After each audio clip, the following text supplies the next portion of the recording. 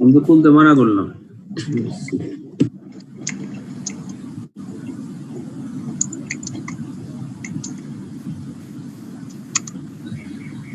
হ্যাঁ, সবাই দেখতেছেন?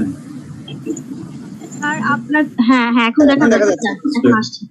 স্যার নাও দেখা যাচ্ছে। আমরা স্টার্ট করে দেই।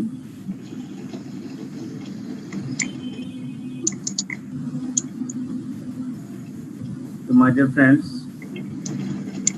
last class we discussed company administration and finance, especially memorandum associations. Up to memorandum associations we already discussed. If you have no query or no question about up to memorandum associations, then we can further proceed. তো আপনাদের কোনো question আছে কিনা এই পর্যন্ত আমরা যা পড়ছি? হ্যাঁ, আমাদের এখন আমি ওই স্লাইডে না গিয়ে আমি সরাসরি আমি ইয়েতে চলে গেলাম। এটা আমি একটা শীট দিচ্ছি আপনাদেরকে, অর্থাৎ ওয়ার্ডের যে একটা শীট আছে সেটা আমি এখন আজকে শেষ করব। আপনারা দেখেন এখানে সোল প্রপার্টিশিপ, ইন্ডিভিজুয়াল ট্রেডার্স, প্র্যাকটিশনার্স, এটা আমি স্লাইডে পড়াইছি। সোল প্রপার্টিশিপ বলতে কি বুঝি এখানে এই ডিটেলস এখানে লেখা আছে, আপনারা এটা দেখে নেবেন। আমি মনে হয় যে এখন আপনার আমি বলে যাই, হ্যাঁ, আপনারা পরবর্তীতে আপনাদের সাথে কথা বলবেন।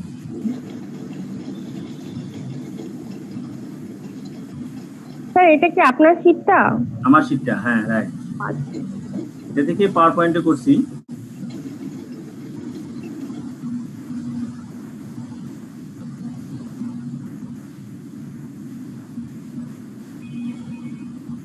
এখানে আমরা সোল প্রপার্টিশিপ, ইন্ডিভিজুয়াল আর প্র্যাকটিশনার্স বলতে কি বুঝি সেটা আমরা এখানে লিখছি। দেন আমাদের পার্টনারশিপ, বিজনেস কি, পার্টনারশিপের কথা এখানে বলা আছে, দেখবেন আপনারা এগুলো তো পড়লে উপকৃত হবেন। পার্টনারশিপগুলো কি, অ্যারেঞ্জমেন্ট বিটুইন দ্য পার্টি, যেগুলো আমরা অলরেডি আলোচনা করছি। ফর্মস অফ পার্টনারশিপ, পার্টনারশিপ ফর্মগুলো জেনারেল পার্টনারশিপ, লিমিটেড পার্টনারশিপ, আবার ইন এডিশনাল বর্তমানে আরো দুইটা পার্টনারশিপের কথা বলা হচ্ছে, limited liability partnership, limited liability, limited partnership, এগুলো পাওয়ার পয়েন্টও দেখানো হয়েছে। দেন হচ্ছে ইকুইটি পার্টনার্স, হ্যাঁ, equity partners, silent partners. Silent partners কি, যে শুধুমাত্র বিজনেস অপারেশনে থাকবে না, সে শুধু প্রফিট এন্ড লসে শেয়ার করবে, তাদেরকে বলা হচ্ছে সাইলেন্ট পার্টনার্স। দেন বলা হচ্ছে ক্যারেক্টারিস্টিক্স অফ পার্টনারশিপস। পার্টনারশিপের কি কি ক্যারেক্টারস আছে, এই ক্যারেক্টারসগুলো, a partnership firm is not a legal entity. হ্যাঁ, partnership is a concurrent subject, unlimited liability, partners আর mutual agents, oral or written agreement, number of partners is minimum 2 and maximum 50 in any kind of business activity. Mutual agency is the real test. ঠিক আছে, partnership ক্ষেত্রে mutual agency হয়, হ্যাঁ, এটা is the real test. দেন আমরা চলে গেছি corporation or company. আমরা বলবো এখানে corporation or company. Company act 1994 অনুযায়ী কোম্পানি ডেফিনিশন কি সেগুলো আমরা আলোচনা করছি, ডিটেলস আলোচনা করছি, এবং এটা আপনাদের মাধ্যম থেকে আমরা ফিডব্যাকও নিয়েছি। ঠিক আছে, তাহলে আমরা কোম্পানি ডেফিনিশন আমরা পারবো। দেন আমরা বলছি যে কি কি কোন কোন ক্যারেক্টারিস্টিক্স যেগুলো সোল প্রপার্টিশিপ এবং পার্টনারশিপ থেকে কোম্পানিকে ডিফারেন্স করে, ডিস্টিংগুইশ করে, যার ক্যারেক্টারিস্টিক্সগুলো, সেই ক্যারেক্টারিস্টিক্সগুলো আমরা আলোচনা করছি। Separate legal entity, limited liability, perpetual succession, relative easy of transferring ownership rights, professional management, easy of capital acquisition. এই যে 6টা পয়েন্ট, গভর্নমেন্ট রেগুলেশন, এই 6টা পয়েন্টের মাধ্যমে আমরা 6টা 7টা 1 2 3 4 5 6 7টা পয়েন্ট, এই 7টা পয়েন্টের মাধ্যমে আমরা কোম্পানিকে সোল প্রপার্টিশিপ এবং পার্টনারশিপ থেকে আলাদা করতে পারি। এইটা ডিস্টিংগুইশের ক্যারেক্টারিস্টিক হচ্ছে 7টা। দেন আমরা বলছি different types of company. Company, বিভিন্ন প্রকার কোম্পানি থাকে। On the basis of ownership, companies আর কোম্পানি, পাবলিক কোম্পানি। দেন বলা হচ্ছে যে আমাদের liability, on the basis of liability of shareholders or liability of owners. The partnerships are 2 types, unlimited liability, limited liability. Limited liability are 2 types, company is limited by guarantee, company limited by shares. Then controlling of the business controlling of ভিত্তি করে দুই ভাগে ভাগ করা যায়, holding company, subsidiary company. Holding company কি, subsidiary company কি, যে যদি একটা কোম্পানি আরেকটা কোম্পানিকে সম্পূর্ণ তার ম্যানেজমেন্ট এবং অপারেশনের উপর যখন হস্তক্ষেপ করবে, তা যেই কোম্পানিকে হস্তক্ষেপ করে এবং যেই কোম্পানির ডিসিশনের উপর ভিত্তি করে অপর আরেকটা কোম্পানি চলে, তখন যে কোম্পানিটার ডিসিশনের উপর ভিত্তি করে চলে তাকে বলে হোল্ডিং কোম্পানি, এবং যেই কোম্পানিটা তার অধীনস্থ থাকে তাকে বলে সাবসিডি কোম্পানি। অর্থাৎ একটাকে বলা হয়, আরেকটা ভাষায় এটা বলা যায় মাদার কোম্পানি, আর একটা সিস্টার কনসার্ন কোম্পানি। ঠিক আছে, দুইটা company, holding company or mother company, subsidiary company or sister concern company. Then আমরা মেমোরেন্ডাম অ্যাসোসিয়েশন বলতে কি বুঝি? মেমোরেন্ডাম অ্যাসোসিয়েশন আমরা বলছি এটা একটা লিগ্যাল ডকুমেন্ট। সেই ডকুমেন্টটা কেন করা হয়? কোম্পানি ফর্ম করার জন্য বা রেজিস্টার করার জন্য। এই মেমোরেন্ডাম অ্যাসোসিয়েশনের ক্ষেত্রে অনেকগুলো ক্লজ থাকে, সেই ক্লজগুলো আমরা আলোচনা করছি। এবং মেমোরেন্ডাম অ্যাসোসিয়েশন বিভিন্ন ক্ষেত্রে বিভিন্ন রকম হয়। কোম্পানি লিমিটেড বাই শেয়ারসের ক্ষেত্রে এরকম স্পেশাল একটা কন্ডিশন থাকে, আবার কোম্পানি লিমিটেড বাই গ্রান্টের ক্ষেত্রে একটা স্পেশাল কন্ডিশন দিতে হয়, আর আদার্স যে কন্ডিশন সেগুলো অলমোস্ট সেম। ঠিক আছে, কোম্পানি লিমিটেড আনলিমিটেড কোম্পানির ক্ষেত্রে মেমোরেন্ডাম অ্যাসোসিয়েশন কিরকম হবে এটা এখানে বলা আছে। দেন আমরা বলবো আনলিমিটেড কোম্পানি। আনলিমিটেড কোম্পানির ক্ষেত্রে আমার মেমোরেন্ডাম অ্যাসোসিয়েশন কিরকম হবে সেটা এখানে বলে দিছি। অর্থাৎ আমার শীটগুলো আমি আবার দেখাচ্ছি, এই মানে যেগুলো আমি পড়াই নাই সেগুলোর জন্য আবার একটু সময় দিব, আর যেগুলো পড়াই ফেলছি এগুলো একটু আমি দ্রুত যাচ্ছি। রেস্ট্রিকশন ও অল্টারেশন অফ মেমোরেন্ডাম। মেমোরেন্ডাম অল্টারেশনের জন্য অর্থাৎ চেঞ্জ পরিবর্তন করার জন্য কিছু রেস্ট্রিকশন আছে। এটা দেখেন, এটা কি বলছে? A company shall not alter the conditions on continued in its memorandum except provisions is made in their act. Only those provisions which by any other specific provision contained in this act are required to be stated in the memorandum of the company concerned shall be deemed to be the conditions contained in its memorandum. Other provisions contained in the memorandum, including those relating to the appointment of director, managing agent, manager, may be altered in the same manner as the articles of the company, if there is any express provision in this act permitting the altering. অর্থাৎ আপনার memorandum association normally তো alter করা যায় না, কিন্তু special কোন কোন ক্ষেত্রে করা যায় সেগুলো এখানে বলা আছে। Name of company and change of name. কোম্পানির নাম পরিবর্তন করতে হলে, কোম্পানির নাম এবং কোম্পানির তার পরিবর্তন করতে হলে কি করতে হয় সেটা সেকশন 11 অফ কোম্পানি অ্যাক্ট 1994 বলা আছে।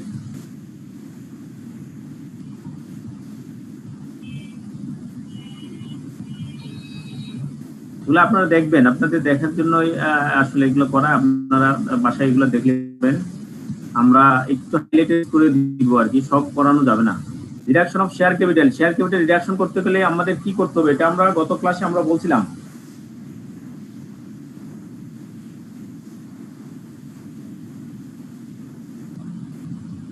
ঠিক আছে, শেয়ার ক্যাপিটাল রিডাকশন করতে হলে স্পেশাল রেজুলেশনের মাধ্যমে তারপর এটা কোর্ট থেকে পারমিশন নিতে হবে।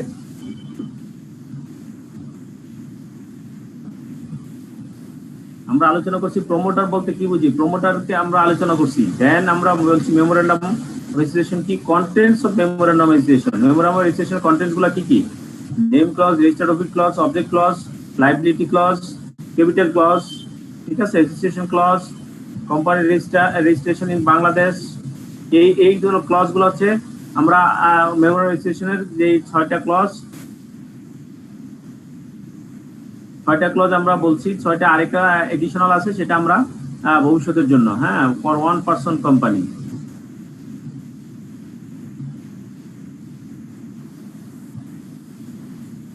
Company registration in Bangladesh. বাংলাদেশে কোম্পানি রেজিস্ট্রেশনের জন্য pre requisition of company formation, এটা আমরা বলছি প্রি রিকুইজিশন। কোম্পানি ফরমেশনের পূর্বে আমার কি কাজগুলো হচ্ছে, প্রথম হচ্ছে আমার কোম্পানি নেম লাগবে, ডিরেক্টরস লিস্ট লাগবে, শেয়ার হোল্ডারদের লিস্ট এবং ডিটেলস দিতে হবে, অথরাইজ ক্যাপিটাল, ঠিক আছে, অথরাইজ ক্যাপিটাল কত হবে, পেইড আপ ক্যাপিটাল, এগুলো এখানে ডিটেলস বর্ণনা দেওয়া আছে, এগুলো আপনারা দেখবেন। Authorize capital, paid up capital, registered address, হ্যাঁ, memorandum and articles of registration. এই যে পয়েন্টগুলো pre requisition for company formation. Company ফরমেশনের আগেই এই কাজগুলো করে নিতে হবে। কোম্পানির নাম কি হবে, কোম্পানির ডিরেক্টর কারা হবে, শেয়ার হোল্ডার কারা হবে, এটার অথরাইজ ক্যাপিটাল কি হবে, পেইড আপ ক্যাপিটাল কত হবে, রেজিস্টার্ড অফিস অ্যাড্রেস কি, এবং memorandum of articles of association আগে থেকে রেডি করতে হবে। দেন কনসিডারেশন ফর এডিশন এখানে আছে, যদি ফরেনার হয়ে থাকে তাহলে ফরেনার কিভাবে বাংলাদেশে কোম্পানি ফরমেশন করবে? ঠিক আছে, তাহলে এটাগুলো আমরা বলছি। প্রথমে নেম ক্লিয়ারেন্স নিতে হবে ফরেনারদের, ব্যাংক অ্যাকাউন্টে করতে হবে এবং সেখানে পেড আপ ক্যাপিটাল জমা করতে হবে। দেন তার কি করতে হবে? কোম্পানি রেজিস্ট্রেশন নিতে হবে। এবং ফরেনারের ক্ষেত্রে বলা আছে, সে যদি বাংলাদেশে সে যদি মানে সরাসরি থেকে যদি কাজ না করে, ওভারসিজ মাধ্যমে করতে পারে কাজ, এবং সেই জন্য বাংলাদেশে এসে সে যতদিন থাকবে ততদিন সে বিজনেস ভিসার মাধ্যমে সে এসে ভিজিট করে বাংলাদেশে সেই কাজগুলা করে নিতে পারবে। যদি কোনো কারণবশত সে যদি এখানে পার্মানেন্টলি রিলোকেট করতে চায় বাংলাদেশে এবং সেখান থেকে বিজনেস করতে চায়, তাহলে তার কি লাগবে? ওয়ার্ক পারমিট লাগবে। ঠিক আছে, এই কথাগুলো কনসিডারেশন ফর ফরেনারদের ক্ষেত্রে এই কনসিডারেশন গুলো করতে হবে। দেন আমরা বলছি রিকোয়ার্ড ডকুমেন্টস। এই যে একটু আগে প্রি রিকুইজিশন বললাম, সেই প্রি রিকুইজিশন গুলাই এখানে ডকুমেন্ট আকারে লাগবে। যেমন কোম্পানি নেম ক্লিয়ারেন্স যেটা, সেটা আগে নিতে হবে যদি আমি রেজিস্ট্রেশন করতে যাই। মেমোরিয়াল রেজিস্ট্রেশন, আর্টিকেলস রেজিস্ট্রেশন জমা দিতে হবে, শেয়ার হোল্ডার্স পার্টিকুলার দিতে হবে, ডিরেক্টরস পার্টিকুলার দিতে হবে, রেজিস্টার্ড অ্যাড্রেস দিতে হবে, হ্যাঁ, ফর্ম 9 সাবস্ক্রাইবার পেজ দিতে হবে, এবং ফরেনারদের ক্ষেত্রে যেটা করতে হবে সেটা পাসপোর্টের কপি দিতে হবে। শেয়ার হোল্ডার এবং ডিরেক্টর সবারই ফরেন শেয়ার হোল্ডার এবং ডিরেক্টরদের পাসপোর্টের কপি দিতে হবে। রেজিস্ট্রেশন প্রসিডিউর, সেটা আমরা আলোচনা করছি। রেজিস্ট্রেশন প্রসিডিউরটা কি হবে? Company registration procedure in Bangladesh is partially computerized. There are the 3 distinct steps involved in the Bangladeshi company setup procedure. Name clearance নিতে হবে প্রথম, দেন ব্যাংক অ্যাকাউন্ট করতে হবে, কোম্পানি রেজিস্ট্রেশন নিতে হবে। হ্যাঁ, ব্যাংক অ্যাকাউন্টটা যেটা, সেটা হচ্ছে ফরেনারদের ক্ষেত্রে এটা ম্যান্ডেটরি, ব্যাংক অ্যাকাউন্ট এবং পেড আপ ক্যাপিটাল ব্রিঙ্গিং করা। তাহলে নেম ক্লিয়ারেন্স কি? এই যে নেম ক্লিয়ারেন্স এখানে কথাবার্তা বলা আছে, হ্যাঁ, কত টাকা দিতে হবে, হ্যাঁ, দিয়ে আপনার এটার ফি কত, তারপরে আপনার এইভাবে আপনি নেম ক্লিয়ারেন্সটা নেবেন। নেম ক্লিয়ারেন্স ব্যাখ্যা দেওয়া আছে, আমরা পাওয়ার পয়েন্টে তো আসলে ডিটেলস বলি নেই, এখানে ডিটেলস আছে। দেন বলা হচ্ছে ব্যাংক অ্যাকাউন্ট ওপেনিং কিভাবে করবে, এবং সেটার জন্য আপনার ব্যাংক এনক্যাশমেন্ট সার্টিফিকেট নিতে হবে, ব্যাংক একটা সার্টিফিকেট ইস্যু করে। Register office, register company, then আমরা রেজিস্টার কোম্পানি হিসেবে আমরা এখানে আরজিএসসি তে কি কি করবো, এখানে এই কথাগুলো সব লেখা আছে। হ্যাঁ, এগুলো আমরা ডিটেলস দেখবো। তারপর আমাদের রেজিস্ট্রেশন হয়ে গেল। রেজিস্ট্রেশন হওয়ার পরে আমাদের পোস্ট রেজিস্ট্রেশন ফর্মালিটিস আছে কিছু। পোস্ট রেজিস্ট্রেশন ফর্মালিটি, রেজিস্ট্রেশন হওয়ার পরে আমাদের কি করতে হবে? আরজিএসসি থেকে সার্টিফিকেট অফ ইনকর্পোরেশন কালেক্ট করতে হবে আরজিএসসি থেকে। ফর্ম 12 কালেক্ট করতে হবে। সার্টিফিকেট কপি যে এমও এন্ড এও আমার কালেক্ট করতে হবে আরজিএসসি অফিস থেকে। এবং কোম্পানি নিজে কি করতে হবে? Share certificate for each of the share holder, প্রতি শেয়ার হোল্ডারদের জন্য শেয়ার সার্টিফিকেট ইস্যু করতে হবে। রেজিস্টার মেনটেন করতে হবে, শেয়ার হোল্ডার, শেয়ার ডিরেক্টরদের রেজিস্টার মেনটেন করতে হবে। কোম্পানি আলাদা তার নামে একটা সিল করতে হবে, একটা রাবার স্ট্যাম্প লাগবে। ঠিক আছে, এইগুলো হচ্ছে আমার post registration formality.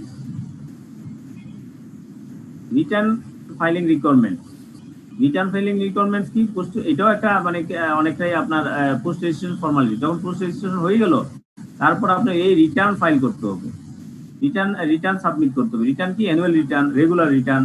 Annual return বলতে কি বলছে? Each calendar year annual general meeting must be held. The annual general meeting must be conducted within 18 months of the company incorporation, after which no more than 15 months can elapse between the one AGM and the next.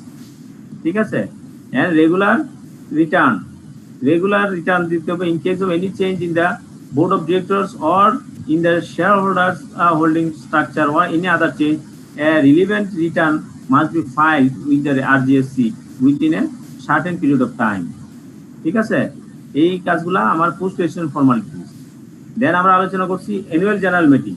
Annual general meeting কিভাবে করবে? হ্যাঁ, প্রতি company তার calendar ইয়ারে সে একটা করে annual general meeting করতে হবে। তবে কোনো একটা ক্যালেন্ডার ইয়ারের মিটিং পরবর্তী ক্যালেন্ডার ইয়ারের মিটিং এর পার্থক্যটা 15 মাসের বেশি হবে না। এই কথাগুলো আমরা গত ক্লাসে আমরা আলোচনা করছি। পেনাল্টি কি হবে যদি কোনো কারণবশত অ্যানুয়াল জেনারেল মিটিং না করতে পারে ওই নির্দিষ্ট ফর্মে নির্দিষ্ট টাইমের ভিতরে, তখন তার পেনাল্টিটা কি হবে? পেনাল্টিটা বলা আছে সেখানে আপনার 10,000 টাকা তাকে পেনাল্টি করা হবে। যদি এরকম ডিফল্ট হতে পরবর্তী পর্যন্ত কন্টিনিউ করে, তখন ফার্দার ফাইন করা হবে এবং এটা 250 টাকা ফর এভরি ডে, প্রতিদিনের জন্য। হ্যাঁ, after the first day during which সাজ ডিফল্ট কন্টিনিউ, যেদিন থেকে ডিফল্ট কন্টিনিউ হয়েছে সেখান থেকে শুরু করে প্রতিদিনের জন্য 250 টাকা করে তাকে ফাইন দিতে হবে। Statutory meeting and statutory report of company. তাহলে আমরা এখান থেকে আমরা শুরু করবো আজকে স্ট্যাচুটরি রিপোর্ট থেকে। এগুলো পড়ছি, এক্সট্রাঅর্ডিনারি জেনারেল মিটিং গুলো পড়ছি।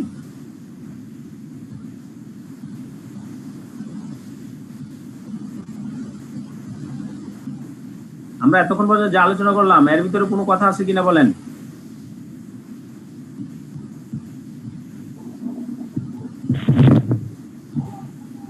এগুলো অলরেডি আলোচনা করছি এবং এটা ফিডব্যাক নেওয়া আছে।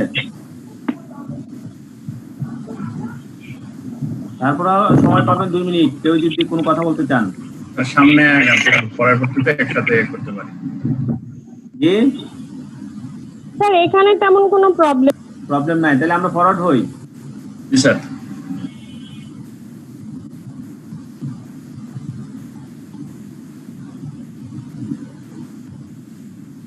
তাহলে আমরা এখানে বলছি statutory meeting, statutory report. Statutory মানে হচ্ছে ম্যান্ডেটরি আর কি, ম্যান্ডেটরি মিটিং গুলা কি কি এবং এই রিপোর্ট গুলা কি কি। According section 84 of the company act 1994, every company limited by shares and every company limited by guarantee and having a share capital shall within a period of not less than 1 month and not more than 6 months from the date at which the company is entitled to commence business hold a general meeting of the members of the company in this act. Such meeting is referred to statutory meeting. অর্থাৎ আপনার যখন commencement of আপনার permission পাইলেন তখন থেকে 1 মাসের চেয়ে আগে না, 1 মাসের পরে, হ্যাঁ, কিন্তু 6 মাসের চেয়ে বেশি পরে না, 6 মাসের চেয়ে কম এবং 1 মাসের চেয়ে বেশি সময়ের ভিতরে তখন আপনার একটা মিটিং করতে হবে যারা কোম্পানি মেম্বারদেরকে নিয়ে। এটাকে বলা হচ্ছে statutory meeting. The board of directors shall, in accordance with the other provision of this act, prepare a report in this act referred to as statutory report and shall at least 21 days before the day on which the statutory meeting is not be held forward the report to every member and every member of the company, provided that if the report is forwarded then later than the time is the required above, it shall, notwithstanding the fact, be deemed to have been duly forwarded if any member entitled to attend and vote the meeting does not subject of such forwarding। অর্থাৎ 21 দিন আগে যেটা notice দিতে হবে, এই কথাটা এখানে বলা আছে। The statutory report shall set out the following, namely the total number of shares allotted, distinguishing the share allotted is fully partly paid up, otherwise, অর্থাৎ এই স্ট্যাচুটরি রিপোর্টে কি কি থাকবে এই কথাগুলো এখানে বলা আছে, এগুলো দেখে নিন। Statutory report shall be certified as correct by not less than 2 directors of the company, one of whom shall be the managing director where there is one। অর্থাৎ স্ট্যাচুটরি রিপোর্ট আপনি যে যে রিপোর্টগুলো করবেন সেই রিপোর্টগুলো অ্যাটলিস্ট 2 জন ডিরেক্টর সাইন করতে হবে, হ্যাঁ, 2 জনের বেশি, কম না, এবং সেটা এর ক্ষেত্রে ম্যানেজিং ডিরেক্টর অবশ্যই সেখানে সাইন করবে। After the statutory report has been certified as required by the section 4, the board of directors shall company shall so far as reported the, এগুলো অনেক কথাবার্তা, এগুলো আপনারা দেখেন। Extraordinary general meeting, extraordinary general meeting আমরা আগে বললাম হচ্ছে অ্যানুয়াল জেনারেল মিটিং, প্রতি বছর একটা করতে হবে, সেটা হলো অ্যানুয়াল জেনারেল মিটিং। এই প্রতি বছরের যে অ্যানুয়াল মিটিং ছাড়া এডিশনাল যখন কোনো এক্সট্রাঅর্ডিনারি যখন করা হবে তখন তাকে বলা হচ্ছে extraordinary general meeting. Calling of extraordinary general meeting on requisition কি কি হবে, notwithstanding any contained in the article, directors of the company shall has a share capital shall on the requisition of the holder। এটা আপনি main কথা হচ্ছে, এটার কথা হচ্ছে এক্সট্রাঅর্ডিনারি জেনারেল মিটিং মানে হচ্ছে আপনার স্পেশাল আরেকটা জেনারেল মিটিং কল করা, সেটাকে বলা হচ্ছে এক্সট্রাঅর্ডিনারি জেনারেল মিটিং। ঠিক আছে, অন্য কোনো কারণে এরকম হতে পারে, কোর্ট অনেক সময় কোর্টও আপনাকে আদেশ দেয় যে আপনি এক্সট্রাঅর্ডিনারি জেনারেল মিটিং করেন। আগে যে অ্যানুয়াল জেনারেল মিটিং করছেন ওই জেনারেল মিটিং হয়তো ক্যান্সেলও করে কোর্ট সেগুলোতে রায় দিয়ে দিল, সেই মিটিং ক্যান্সেল, তখন আপনাকে ইন এডিশন করে এক্সট্রাঅর্ডিনারি জেনারেল মিটিং করতে হবে। এবং এগুলা নিয়ম টিয়মগুলো আপনারা দেখে নিন। আমরা এটাও আলোচনা করছি extraordinary and special resolution. Extraordinary resolution কাকে বলা হয়? যদি মেম্বার প্রেজেন্ট থাকে, প্রেজেন্ট থেকে যদি ভোটের মাধ্যমে যখন দেয় তখন সেই মিটিংকে বলা হচ্ছে এবং ভোটের মাধ্যমে যে রেজুলেশনটা পাস করা হবে তাকে বলা হবে এক্সট্রা অর্ডিনারি রেজুলেশন। 3/4 মেম্বার যদি সেখানে প্রেজেন্ট থাকে তখন তাকে এক্সট্রা অর্ডিনারি রেজুলেশন। আর স্পেশাল রেজুলেশন কি, সেটা যদি 21 দিনের আগে যদি সে নোটিশ দিয়ে এবং সেটা যদি এক্সট্রা অর্ডিনারি রেজুলেশনে পাস করার জন্য যে পরিমাণ ভোট দরকার সেই পরিমাণ ভোট যদি থাকে তখন তাকে বলা হবে স্পেশাল রেজুলেশন।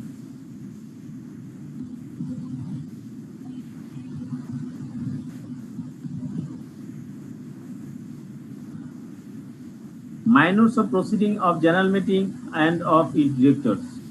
হ্যাঁ, মিনিটস করতে কিভাবে মানে প্রসিডিং করবে জেনারেল মিটিং এ, সেগুলো এখানে বলা আছে।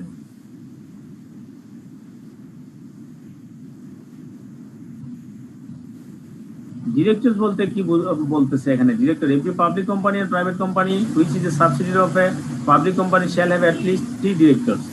Every private company shall, other than a private company mentioned in subsection 1, shall have at least 2 directors।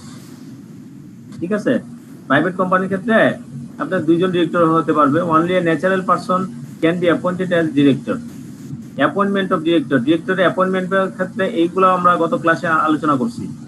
Disqualification of director, একটা ডিরেক্টরের ডিসকোয়ালিফিকেশন কি, 1 নম্বর পয়েন্ট হচ্ছে ডিসকোয়ালিফিকেশন, এবং সাথে আরো 2 নম্বর পয়েন্টে বলা হচ্ছে 1 নম্বর পয়েন্টের মানে ডিসকোয়ালিফিকেশন হচ্ছে আপনি ইন জেনারেল যে ডিসকোয়ালিফিকেশন থাকে সে সবগুলো এখানে ডিসকোয়ালিফিকেশন। আর ইন এডিশন আছে কোম্পানি টু কোম্পানি তাদের আর্টিকেল অ্যাসোসিয়েশনে যেটা বলা আছে যে তাদের এই জিনিসগুলো কন্ডিশনগুলো ফিল আপ করতে হবে, যদি এই কন্ডিশনগুলো ফিল আপ না করে থাকে তখন তাকে বলা হবে ডিসকোয়ালিফিকেশন। কোয়ালিফিকেশন অফ ডিরেক্টর, ডিরেক্টরের কোয়ালিফিকেশন কি হবে সেটা এখানে বলা আছে। তাহলে কোয়ালিফিকেশন হচ্ছে কোয়ালিফাইড শেয়ার থাকতে হবে একটা, দ্বিতীয়ত হচ্ছে যদি শেয়ার না থাকে তাহলে 6 মাসের ভিতরে 60 দিনের ভিতরে সেই শেয়ারটা তার কিনে নিতে হবে। যদি না করে থাকে তাহলে তার জন্য এরকম ফাইনের ব্যবস্থা করা আছে। রিমুভাল অফ ডিরেক্টরস, একটা ডিরেক্টরসকে কিভাবে আপনি রিমুভ করতে পারবেন, তাহলে রিমুভ করতে হলে তাকে কি করতে হবে, স্পেশাল এক্সট্রা অর্ডিনারি রেজুলেশনের মাধ্যমে তাকে রিমুভ করতে হবে। রিমুভ করতে হলে এক্সট্রা অর্ডিনারি রেজুলেশনের মাধ্যমে রিমুভ করতে হবে। আর রিমুভটা যে ব্যাকএন্ড হবে সেটা আপনি জেনারেল রেজুলেশনের মাধ্যমে আপনি সেটা ফিল আপ করতে পারবেন। তবে কন্ডিশন হচ্ছে এই যে এক্সট্রা অর্ডিনারি রেজুলেশনের মাধ্যমে যাকে রিমুভ করা হয়েছে সেই রিমুভটাকে রিঅ্যাপয়েন্ট করা যাবে না। তারপর বলা হচ্ছে যে power restriction, power of director, ডিরেক্টরদের পাওয়ারগুলো রেস্ট্রিকশন কি কি আছে, যে ডিরেক্টররা কি করতে পারে না। The directors of company or a subsidiary company of public company shall not accept with the consent of the company concerning in general meeting sale or dispose of the undertaking of the company remit any debt due by a director। ঠিক আছে, ডিরেক্টরদের কোনো date যদি মানে আরেকজনের কাছে এরকম bank মানে কোম্পানির নামে রিমিট করতে পারবে না, তার যদি পার্সোনাল যে ডেট থাকে। হ্যাঁ, তারপর বলা হচ্ছে vacation of office of director, একটা ডিরেক্টরের অফিস যদি ভ্যাকেশন থাকে, বন্ধ থাকে, তাহলে কি করতে হবে। হ্যাঁ, একটা নির্দিষ্ট সময়ের ভিতরে এটা কি করে নিতে হবে, তার ফিল আপ করে নিতে হবে। এই কথাগুলো এখানে বলা আছে। গত ক্লাসে আমরা বলছি restriction on managing director, managing ডিরেক্টরের ক্ষেত্রে রেস্ট্রিকশন গুলা কি কি এখানে বলা আছে। আমরা বলছিলাম গত ক্লাস লেকচারে আমরা এইগুলো আলোচনা করছি। দুটা কোম্পানির একসাথে সে ম্যানেজিং ডিরেক্টর হতে পারবে না। হ্যাঁ, এবং ম্যানেজিং ডিরেক্টর ক্ষেত্রে 5 বছর তার কন্ট্রাক্ট পিরিয়ডের বেশি হওয়া যাবে না।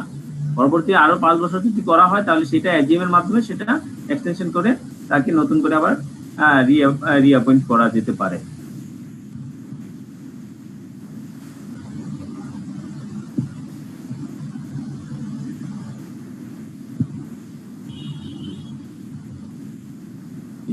অ্যাপয়েন্টমেন্টের ক্ষেত্রে বলা আছে মোর দেন 5 years এট এ টাইম, একই সাথে 5 বছর বেশি হবে না।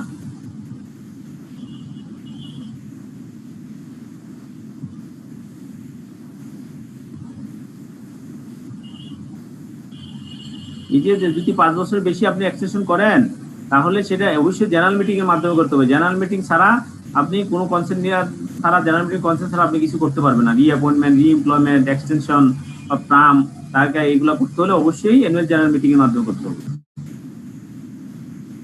দেন আমরা আলোচনা করছি প্রসপেক্টাস। প্রসপেক্টাস গুলা কি কি রকম থাকে, সেই প্রসপেক্টাসের আপনার পয়েন্ট গুলা কি কি থাকে। Matters to be stated and reports to be set out in prospectus. Prospectus কি কি রিপোর্ট গুলা থাকে এবং কি কি জিনিসগুলো উল্লেখ করা থাকে, এগুলো আমি বলছি।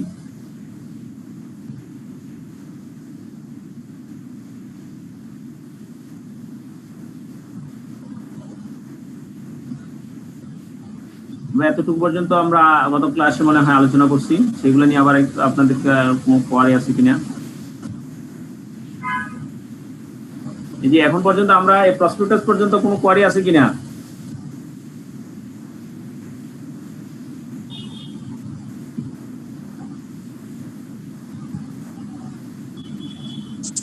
হ্যাঁ, শুনতে পাচ্ছেন? বলেন, আরো কোনো কোশ্চেন আছে কিনা? Prospectus up to prospectus. Sir, হ্যাঁ, এখানে স্যার যেমন স্যার আমরা একটা ডিরেক্টরকে কিভাবে রিমুভ করা যায় এটা যখন আমরা লিখতে যাবো, আমাদেরকে কি স্যার লিখতে উল্লেখ করতে হবে যে সেকশন এত, কোম্পানি এত সাল? করতে পারলে ভালো, করাটাই তো ভালো, না করতে পারলে ভুল দিবেন না। মানে স্যার যদি আমার একজ্যাক্ট মনে না পড়ে তাহলে আমি না দিয়েও স্যার অ্যান্সার দিয়ে আসতে পারবো তো? এটাই বললাম, আপনি ভুল দিবেন না। Thank you sir. স্যার, প্রসপেক্টাসটা কোশ্চেনটা কিভাবে আসতে পারে? মানে আমরা কি এভাবে হুবহু মানে সেম অ্যানসারটাই করব? আপনার প্রসপেক্টাসের কোশ্চেনে আসার সম্ভাবনা খুব বেশি। যদি আসে তাহলে তো প্রসপেক্টাস ডেফিনিশন তো আপনি আসতে পারে, নাও আসতে পারে। আপনারা মনে রাখবেন, কোনো কিছু যদি ডেফিনিশন নাও আসে, আপনি ওই সম্পর্কে 1 লাইন 2 লাইন আগে লিখবেন। এটা হচ্ছে আপনার লেখার স্টাইল, ঠিক আছে? তারপরে এখানে প্রসপেক্টাসে থাকবে আপনার প্রসপেক্টাসে কি কি জিনিসগুলা রিপোর্ট থাকে এবং কি কি ফ্যাক্টস গুলা এখানে উল্লেখ করা হয়, জি জি, ঠিক আছে? আচ্ছা ঠিক আছে, হ্যাঁ, থ্যাংক ইউ। স্যার, এখানে যেমন ওই ভাইয়াটা কোশ্চেন করলো যে মানে সেকশন আর হচ্ছে কোম্পানি অ্যাক্ট যদি না মনে থাকে, বাট ধরেন যে আমি কোম্পানি অ্যাক্টটা লিখে দিলাম 1994, কিন্তু সেকশনটা মনে থাকলো না, তো না। ওটার ক্ষেত্রে তো কিছুটা হলেও মানে আমাকে অবশ্যই অবশ্যই আপনি যেটাতে সেকশন লাগলেন না, অ্যাকর্ডিং টু কোম্পানি 1994 মানে এভাবে লিখে সেকশন তো এক একটার এক এক রকম, বাট আমি যখন কোম্পানি ইয়াটা সম্পর্কে লিখবো তখন তো এই একটা কোম্পানি অ্যাক্টের মধ্যেই পড়ে যায়। কন্ট্রাক্ট অফ ল বা কন্ট্রাক্ট অফ এমপ্লয়মেন্ট, এটার ভিতরে যেমন আমি স্যার সেলস অফ গুড একটা আর হচ্ছে কন্ট্রাক্ট একটা লিখতে পারবো। তো ওই আমি ধরেন যে স্যার মানে অ্যাকর্ডিং টু কোম্পানি তবে একটা জিনিস লিখবেন, আপনি দেখবেন অনেকে এরকম কোটেটেড করে, ঠিক আছে? এত ইনভার্টেড কমা দিয়ে কোটেশন দিবেন না। কোটেশন দেন তাহলে এক্স্যাক্টলি লিখতে হবে, ওই একটা যেভাবে আছে সেভাবে লিখতে হবে, ঠিক আছে? বাট স্যার এখানে যে আপনি আপনার সিটের মধ্যে যেরকম মানে উপরে এইভাবে লিখবেন। হ্যাঁ, এইভাবে লিখবেন, লিখলে তো হবে। হ্যাঁ মানে এইভাবে লিখবেন। বাট আমি কোম্পানি একটা লিখে দিলাম। হ্যাঁ, লিখতে পারেন, অসুবিধা নেই। সেকশন নাম মনে না থাকতে পারে, কোম্পানির আইন যে সেটা তো মনে আছে, অসুবিধা নেই। তারপর চেষ্টা করবেন সেকশন পড়ার জন্য। হ্যাঁ, নেক্সট অন্য কোনো কোশ্চেন আছে কিনা বলেন। জি স্যার আছে। বলেন। স্যার দুইটা জিনিস একটু ক্লিয়ার হই। একটা জিনিস হচ্ছে স্যার যে পেইড আপ ক্যাপিটাল, হ্যাঁ এখানে তো স্যার ফরেনারের ক্ষেত্রে হচ্ছে আমরা তো ব্যাংক অ্যাকাউন্ট করে ফরেনারকে হচ্ছে ওই অ্যাকাউন্টে টাকাটা আনতে হয়, ম্যান্ডেটরি। আর লোকাল কোম্পানির ক্ষেত্রে যেখানে কোনো ফরেনার নাই, সবাই হচ্ছে লোকাল এন্টারপ্রেনার, সেই ক্ষেত্রে স্যার পেইড আপ ক্যাপিটালটা কি ব্যাংকে স্যার এটা কি শো করে? ম্যান্ডেটরি না, এটা ম্যান্ডেটরি না, এটা ম্যান্ডেটরি না, ম্যান্ডেটরি না। তাহলে ব্যাংকে স্যার একটা অ্যাকাউন্ট করে, এক ব্যাংক থেকে একটা অ্যাকাউন্ট করে সেখানে সলভেন্সি সার্টিফিকেট নিয়ে যা, এটা কেউটা জমা দেয় না, প্র্যাকটিস নাই। ও, এটা প্র্যাকটিসটা নাই। তাহলে তো স্যার ব্যালেন্স শিটে সে চাইলে তার ইচ্ছা মতো একটা দেখা যেতে পারে। না, ব্যালেন্স শিট তো দেখাবে না। ব্যালেন্স শিট দেখাইতে হলে তখন ব্যালেন্স শিট কোম্পানি নামে অ্যাকাউন্ট আর যে করছে সেই অ্যাকাউন্টে টাকা ঢুকাইতে হবে। আপনি সার্টিফিকেটের জন্য, রেজিস্ট্রেশনের জন্য আপনি পেড আপ ক্যাপিটাল ঢুকাইতে হবে, সেটা ম্যান্ডেটরি না বাংলাদেশের ক্ষেত্রে আর কি। হ্যাঁ, কিন্তু আপনি পরবর্তী যখন আপনি লেনদেন করতে যাবেন তখন তো আপনি স্টার্টিং যখন কমেন্সমেন্ট করবেন তখন তো আপনি পেড আপ ক্যাপিটাল ঢুকাইতেই হবে সেখানে। আচ্ছা, বুঝতে পারছি? আপনি আপনার ব্যবসার সিস্টেমের জন্য আপনি ঢুকাইতে হবে। আর এটা যখন লিমিটেড বা শেয়ারস হবে, তখন যখন শেয়ার এখানে সার্টিফিকেট দিবেন তখন আপনি পেড আপ ক্যাপিটাল সারা আপনি সার্টিফিকেট দিবেন কিভাবে? আচ্ছা, কোম্পানি রেজিস্ট্রেশন করতে যখন কোম্পানি রেজিস্টার মেইনটেইন করবে সেখানে তো আপনি টাকা ঢোকার পরেই আপনি এগুলা আপনি করতে পারবেন, মানে ব্যবসা করতে হবে, নাহলে তো আপনি করতে পারবেন না। মানে ফরেনারদের ক্ষেত্রে ওটা ম্যান্ডেটরি একদম ইনিশিয়ালি।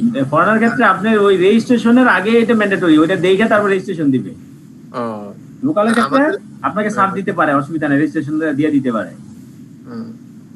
আচ্ছা, লোকালদের ক্ষেত্রে চাইলে সে 1 বছর পরে বা যে কোনো একটা টাইমে এক বছর সেটা পরে না, আপনি ব্যবসা শুরুর আগেই আপনি করবেন, কিন্তু সেটা রেজিস্ট্রেশন পরেও করতে পারেন না। রেজিস্ট্রেশনের পরে আচ্ছা, বুঝতে পারছি। কারণ যে এটা যদি আপনি প্রাইভেট কোম্পানি হয়ে থাকে তাহলে সমস্যা নাই, প্রাইভেট কোম্পানি টাকা ঢোকানা অনেক সময় না ঢোকাই চলে। যখন আপনি লিমিটেড বাই শেয়ারস হবে, পাবলিক কোম্পানি হবে, তখন 100% আপনার টাকা নিতেই হবে, না নিলে তো আপনি অপারেশনে যেতে পারবেন না। মানে শেয়ার সার্টিফিকেট ইস্যু করবেন কিভাবে, ওই শেয়ার হবে কিভাবে? আচ্ছা স্যার, হ্যাঁ। যদি প্রাইভেট হয়, প্রাইভেটের ক্ষেত্রে তো স্যার এটা দেখাতে হবে না তাদেরকে? ধরেন স্যার পাবলিক না, প্রাইভেট। প্রাইভেটের ক্ষেত্রে অনেক সময় দেখা না, এগুলা বগিযোগী মারে। মানে স্যার প্রাইভেট গুলা মানে পেড আপ ক্যাপিটালের ফিগারটা চাইলে অনেক সময় তাহলে স্যার এটা খুব ওইভাবে ডাইরেক্টলি দেখা না, ওইভাবে দেখে না, দিয়ে দেয়। আচ্ছা ঠিক আছে, স্যার। হ্যাঁ। আচ্ছা, আর একটা হচ্ছে স্যার রিটার্ন ফাইলিং এর যে ব্যাপারটা, হ্যাঁ হ্যাঁ, স্যার প্রাইভেট কোম্পানির ক্ষেত্রে হ্যাঁ, যেমন স্যার আমি কিছু কিছু কোম্পানি পাই যেটা হচ্ছে কোম্পানিটা রেজিস্ট্রেশন হয়েছে সেই 1999-এ 1999 সালে, হ্যাঁ। হ্যাঁ, মোয়া এবং এওয়া পাওয়া গেছে, ফাইন। ফর্ম 12ও ওই সময় যেরকম ছিল ওরকম পাইলাম, ঠিক আছে। হুম, এখন স্যার হচ্ছে 2020 সাল, হুম। তো সেই ক্ষেত্রে এই যে স্যার অ্যানুয়াল রিটার্ন সাবমিট না করলে তো সে আরজিএসটি সার্টিফাইড শিডিউল 10 আর 12 তো পাবে না না, স্যার। এই যে রিটার্ন রিটার্ন বলতে কি, এখানকার রিটার্ন বলতে আপনি কি বুঝতেছেন? এখানে স্যার রিটার্ন বলতে আমি বোঝাচ্ছি স্যার সে যে আপনার মানে প্রত্যেক বছরে তো ব্যবসা করতেছে, বছরের ব্যবসা করার পরে সে তো স্যার একটা ইনকাম ট্যাক্স দেয়, তার তো রিটার্ন হ্যাঁ, ফাইল। এই রিটার্ন ফাইল কিন্তু সেই রিটার্ন বলে না এখানে। আচ্ছা, ঠিক আছে, আপনি ব্যবসা করলে, ব্যবসা যদি ট্যাক্স থাকে, ট্যাক্স দেয়, তখন সে রিটার্ন দিতে পারে। তার মানে ট্যাক্স ব্যবসাই করলো না, রেজিস্ট্রেশন নিল। আচ্ছা, ঠিক আছে, এখানে যে রিটার্ন সাবমিট বলা হচ্ছে আরজিএসসি তে, সেই রিটার্ন বলা হচ্ছে আপনি যখন ডিরেক্টর চেঞ্জ করলেন, ডিরেক্টর রিমুভ করলেন, হ্যাঁ, সেটার জন্য সেটা ইনফরমেশন গুলো সেখানে পৌঁছাইতে হবে। এখানে এই রিটার্নের কথা বলা আছে। আচ্ছা, ঠিক আছে, আচ্ছা। বুঝতে পারছেন? কোনো চেঞ্জ আসলে আর কি শেয়ার হোল্ডিং এর ডাইরেক্টর চেঞ্জ করলেন, এজিএম করলেন, ওই এজিএম এর ইনফরমেশন গুলো সেখানে সাবমিট করতে হবে। আপনার প্রতি বছরের যে কি পরিমাণ আপনার অ্যানুয়াল রিপোর্ট করছেন, রিপোর্টটাও সাবমিট করতে হবে। এই যে ইনফরমেশন গুলো হচ্ছে প্রতি বছর চেঞ্জ হচ্ছে, এজিএম হলে তো সেখানে অনেক কিছু চেঞ্জ আসবে, অডিটর চেঞ্জ হবে, আপনার এমডি চেঞ্জ হতে পারে, তারপর হচ্ছে ডিরেক্টর চেঞ্জ হতে পারে, চেয়ারম্যান চেঞ্জ হতে পারে, সেই ইনফরমেশন গুলো সেখানে সাবমিট করে, এটাকে এখানে রিটার্ন ওইটা বোঝাচ্ছে। আচ্ছা স্যার, আরেকটা জিনিস, এই যে আরজিএসটি সার্টিফাইড শিডিউল 10 আর 12, হ্যাঁ, এটা কোম্পানির ফর্মেশনের পরে শেয়ার হোল্ডিং এবং ডাইরেক্টরশিপে যদি চেঞ্জ না আসে, হ্যাঁ, তাহলে কি স্যার এই আরজিএসটি সার্টিফিকেটটা মানে কপিটা কি প্রতি বছর আরজিএসটি থেকে সার্টিফাইড করাটা কি ম্যান্ডেটরি, নাকি এটা স্যার না করলেও চলে প্রাইভেট কোম্পানির ক্ষেত্রে? না, আপনি যদি চেঞ্জ না হয় তাহলে তো ম্যান্ডেটরি, আপনি রিটার্নের চেঞ্জ না হলে রিটার্নই সাবমিট করতে হচ্ছে। আচ্ছা, তাহলে স্যার সেই যে কোম্পানি ফরমেশনের সময় যে মোয়া এওয়া আর শিডিউল 12টা পাওয়া যাচ্ছে, ওইটা দিয়ে আমাদের ওটা দিয়ে চলবে, ওটা দিয়ে চলবে। স্যার একটা কথা আছে, হ্যাঁ বলেন। বলছিলাম স্যার এই 5 বছরের জন্য ম্যানেজিং ডিরেক্টর থাকতে পারবে, তারপরে এজিএম এ ওটা যদি আবার ওনাকে ম্যানেজিং ডিরেক্টরকে আবার 5 বছরের জন্য মনোনীত করা হয়, সেক্ষেত্রে আবার উনি মনোনীত হবেন। সেক্ষেত্রে স্যার এই যে ভাইয়ের যে বললো যে 1999 সালের রেজিস্টার, সেই সময় যিনি ম্যানেজিং ডিরেক্টর ছিলেন, আজকে 2020 সালেও উনি কোম্পানি মানে অ্যাক্টিভিটিস করে যাচ্ছেন, সেটা উনি বলছেন ওটা হচ্ছে প্রাইভেট কোম্পানির ক্ষেত্রে, পাবলিক না। পাবলিক কোম্পানির ক্ষেত্রে এজিএম টেজিএম কত কিছু আছে, ঠিক আছে। প্রাইভেট কোম্পানির ক্ষেত্রে তো আপনার ওই যে ম্যানেজিং ডিরেক্টর নিয়োগ টিয়োগ এগুলো নিয়ে এত নিয়ম কেন এখানে মানবে না। আচ্ছা, তাহলে স্যার এক্ষেত্রে ওই 5 বছরের বাইন্ডিংটা প্রাইভেট লিমিটেড কোম্পানির ক্ষেত্রে প্রাইভেটের কোনো লোকই থাকে দুইজন, একজন চেয়ারম্যান, একজন ম্যানেজিং ডিরেক্টর। জি স্যার, আর ভাই বোনরা থাকে শেয়ার হোল্ডার। হ্যাঁ, ভাই বোনও থাকে না, অনেক ক্ষেত্রে ভাই বোনও থাকে না, দুইজনেই আপনার প্রাইভেট লিমিটেড কোম্পানি করা যায়। জি স্যার, ঠিক আছে স্যার। হ্যাঁ, নেক্সট আর কোনো কোশ্চেন আছে?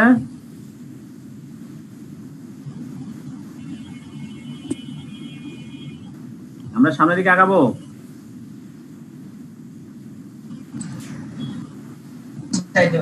স্যার একটা জিনিস, হ্যাঁ বলেন। এটা স্যার আমার প্র্যাকটিক্যাল, আমি আজকেই ফেস করছি জিনিসটা। স্যার একটা জিনিস হচ্ছে, মোয়া এবং এওয়াতে যখন কোম্পানি ফরমেশন হয় সেখানে তো শেয়ার হোল্ড কার কত শেয়ার বলা থাকে, প্লাস প্রথম চেয়ারম্যান, প্রথম এমডি, প্লাস হচ্ছে কারা প্রথম ডাইরেক্টর, হ্যাঁ সব তো বলা থাকে মোয়া এবং এওয়াতে। ওখানে বলা থাকে সাবস্ক্রাইব ফর্ম। যদি কোনো কারণে শিডিউল 12টা হারায় যায়, কারণ সেই কোম্পানিটা 1999 সালের কোম্পানি, শিডিউল 12টা স্যার হারায় গেছে, হ্যাঁ কোনো একটা কারণে, কোনো কপিই নাই কোথাও, মোয়া এবং এওয়াতে যে ডাইরেক্টরশিপের স্ট্রাকচারটা আছে এটা দিয়ে কি স্যার কাজ করা যায়, মানে এটা কি ওয়ার্কেবল? না, আপনি তো হারায় যাওয়া তো আসলে কোনো সিস্টেম কথা না, এটা কোনো গ্রান্টেড না। আপনার এমওএ এবং এওএ যদি আপনি থাকেন, এও সব ঠিক আছে। এখন যদি আপনি যদি এরকম 12 ফর্মের মাধ্যমে সে যদি চেঞ্জ করে, তাহলে আপনি 12 ফর্ম লাস্টের 12 ফর্মটা আপনার ওইটা ধরিয়ে নিতে হবে, একটা 12 ফর্ম তো থাকতেই হবে। মেমোরেন্ডাম অ্যাসোসিয়েশন আর্টিকেল অ্যাসোসিয়েশন তো শুরুতেই করছে, সেটাই আপনি চলতেছে সার্টিফিকেট কপি নিয়ে। সে 12 ফর্ম তো চেঞ্জ করতে পারে। এখন সে বলতেছে হারাই ফেলছে, তার মানে কি সে মনে হইতে পারে সে চেঞ্জ করছে, সেটা আপনার দিবে না, এই জন্য বলতেছে চেঞ্জ করছে। তাহলে তার ফর্মটা সে তো নিতেই হবে, তাহলে আপনি ওই ডুপ্লিকেট কপি আরেকটা ওখান থেকে নেন আরটিএসসি থেকে। আচ্ছা ঠিক আছে। হ্যাঁ হ্যাঁ স্যার, আমি ঠিকই বলছে আপনি স্যার, আপনার সাথে আমার জিনিসটা আমার মিলছে, সে এটা লুকানোর চেষ্টা করতেছে, লুকানোর চেষ্টা করছে, সেটা নিশ্চিত লুকানোর চেষ্টা করছে। হারানো তো কোনো সিস্টেম না, সে হারাবে কেন? হারাইলে সে আবার তুলবে ডকুমেন্ট, সমস্যা কি? ডকুমেন্ট কি আর চেঞ্জ হয়ে গেছে নাকি? রাইট। আচ্ছা স্যার, ঠিক আছে, ফাইন, থ্যাংক ইউ। জি, আর কারো কোনো কোশ্চেন আছে? আমরা সামনের দিকে আগাচ্ছি।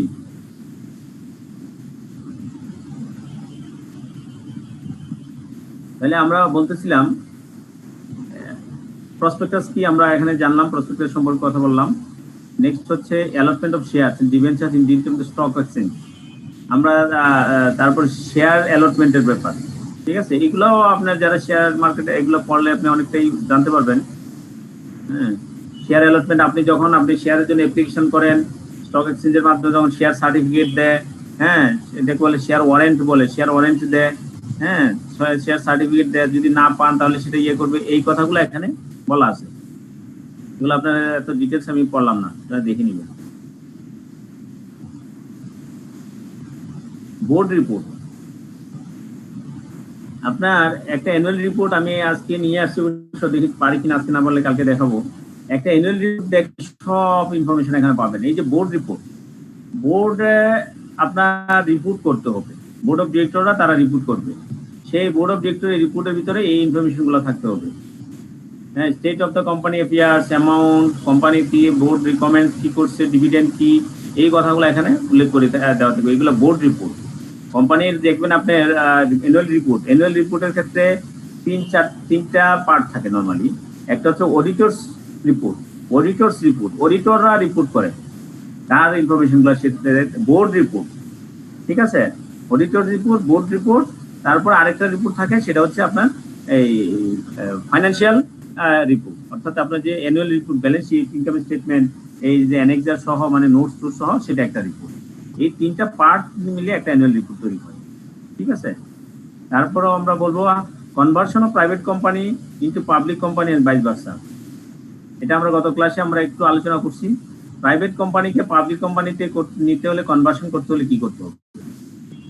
আমরা জানি পাবলিক কোম্পানিতে কতজন মিনিমাম থাকবে, হ্যাঁ ম্যাক্সিমাম তো আনলিমিটেড। সেক্ষেত্রে প্রাইভেট কোম্পানি যদি কোনো কারণবশত প্রাইভেট কোম্পানির 2 জন শেয়ার হয়ে থাকে, 3 জন হতে পারে, তবে পাবলিক কোম্পানি থেকে যখন কনভার্ট করতে হবে, তাহলে প্রাইভেট কোম্পানির নাম্বার অফ শেয়ারটা কি করতে হবে, পাবলিক কোম্পানিতে মিনিমাম যতটুকু অ্যাটলিস্ট সেটা বানাইতে হবে। তারপর আর্টিকেলস রেজিস্ট্রেশন চেঞ্জ করতে হবে, মেমোরেন্ডাম রেজিস্ট্রেশন চেঞ্জ করতে হবে, হ্যাঁ তার পরবর্তীতে, কারণ মেমোরেন্ডাম রেজিস্ট্রেশন পাবলিক কোম্পানির ক্ষেত্রে একরকম, প্রাইভেট কোম্পানির ক্ষেত্রে একরকম।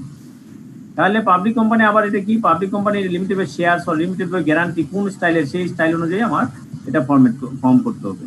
হ্যাঁ, এবং পার্ট বি, শিডিউল 4, এখানে যে যে কথাগুলো আছে এই ফর্মালিটিগুলো কমপ্লিট করতে হবে, তখনই আপনার এই প্রাইভেট কোম্পানিটা পাবলিক কোম্পানিকে ট্রান্সফার হবে।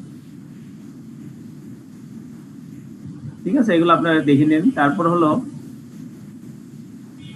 পাবলিক কোম্পানিকে যদি আপনি প্রাইভেট কোম্পানি করতে চান, এখন বললে একটু আগে বলছি প্রাইভেট কোম্পানিকে পাবলিক কোম্পানি করলেন আপনি, সহজ কাজ। আপনার 2 জন ডিরেক্টর 2 জন মেম্বার, আপনি এটাকে 7 জনে কনভার্ট 7 জন বানাবেন। আপনি আরো 5 জনকে নিলেন সাথে, নতুন করে আপনার মেমোরিয়াল রেজিস্ট্রেশন করলেন, আর্টিকেল রেজিস্ট্রেশন করলেন, করে আপনি যে ফর্মালিটিস গুলো কমপ্লিট করে ফেললেন, অটোমেটিক্যালি আপনার প্রাইভেট কোম্পানি পাবলিক কোম্পানি। কিন্তু পাবলিক কোম্পানিকে যদি প্রাইভেট কোম্পানি করতে হয়, আপনার কি করতে হয়? আর্টিকেল রেজিস্ট্রেশন চেঞ্জ করতে হবে।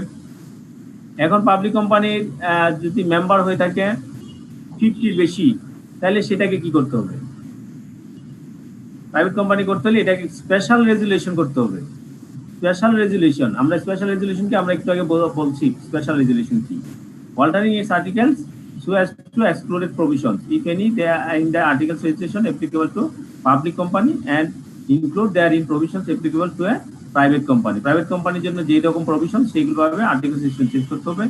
If the company has secured crediting, the written consent shall have to be obtained before the passing a resolution as per provision of section 1, and the shares enlisted with the stock exchange shall have to be delisted. আপনি প্রায় public company থাকাকালীন সে যদি share মার্কেটে listed হয়ে থাকে, তাহলে সেটা delisted করে দিতে হবে। কারণ প্রাইভেট কোম্পানি সেটা শেয়ার মার্কেটে লিস্টেড থাকতে পারবে না। তাহলে এত সহজ কাজ না, ডিলিস্টেড করতে গেলে অনেকগুলো প্রসিডিউর ফলো করতে হবে। সেই প্রসিডিউর ফলো করে তারপরে এই কাজগুলো করার পরে আপনি পাবলিক কোম্পানিকে প্রাইভেট কোম্পানিতে রূপান্তর করতে পারবেন। এটা সাধারণত কোনো প্র্যাকটিস নাই। পাবলিক কোম্পানিকে প্রাইভেট কোম্পানিতে রূপান্তর করার ক্ষেত্রে প্র্যাকটিস খুব কম, কিন্তু প্রাইভেট কোম্পানিকে অনেক প্রায়ই পাবলিক কোম্পানিতে রূপান্তরিত করা যায় এবং এটা প্র্যাকটিসেবল এবং এটাই আমাদের দেশে ঘটে থাকে। দেন আমরা বলছি উইন্ডিং আপ। কোম্পানি যখন লিকুইডেশনে যায়, উইন্ডিং আপ করতে হলে কি করতে হবে?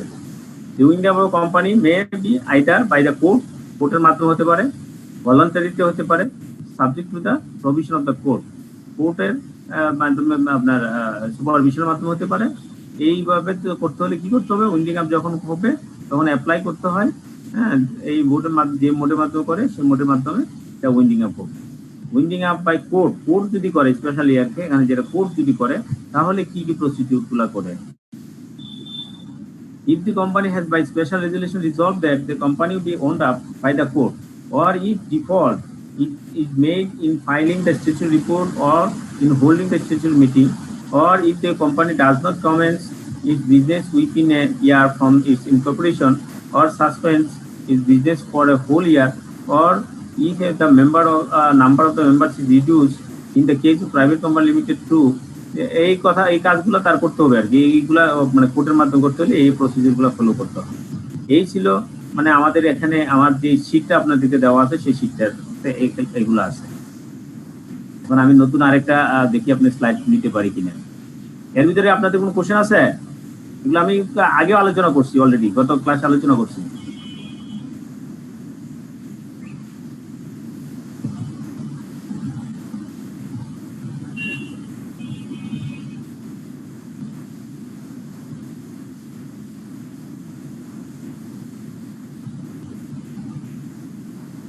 ক্লিয়ার? আপনাদের কি কোনো কোশ্চেন আছে কিনা?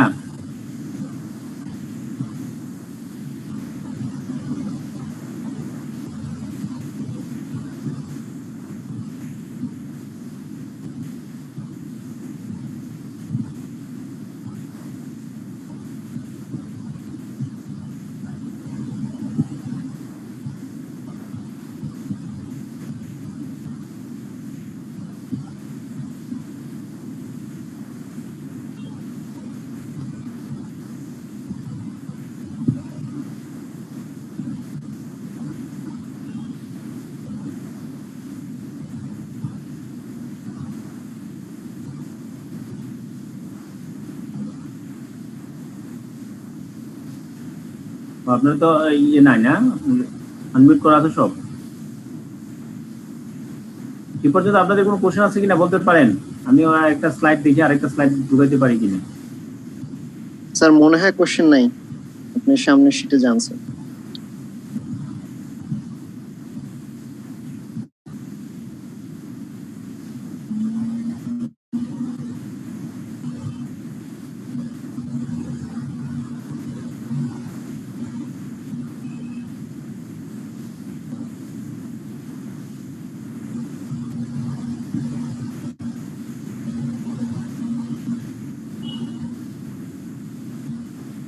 কিন্তু কি আমি কি জি ড্রাইভ থেকে করতে পারবো না?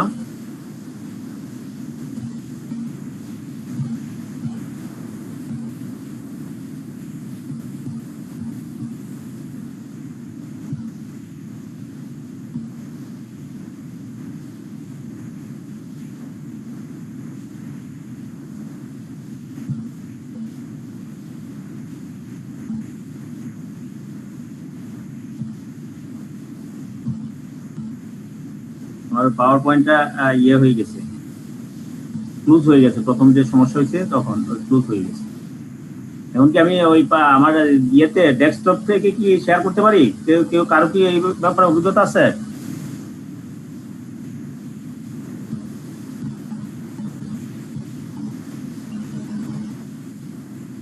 হ্যাঁ, কেউ সাউন্ড করেন। কার কোনো শেয়ার করার কোনো ইয়ে আছে, অভিজ্ঞতা আছে কিনা?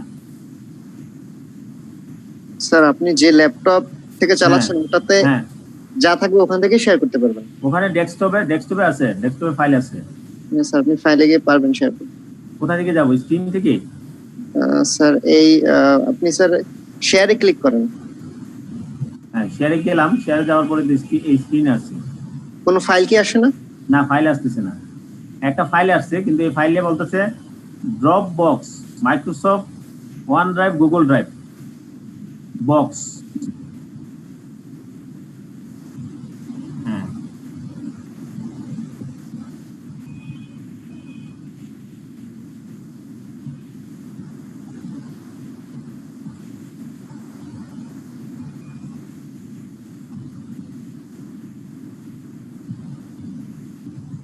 গুগল ড্রাইভে নাই, ড্রপ বক্স নাকি কোনটাতে ইয়ে হবে? উইপে যাওয়া লাগলো।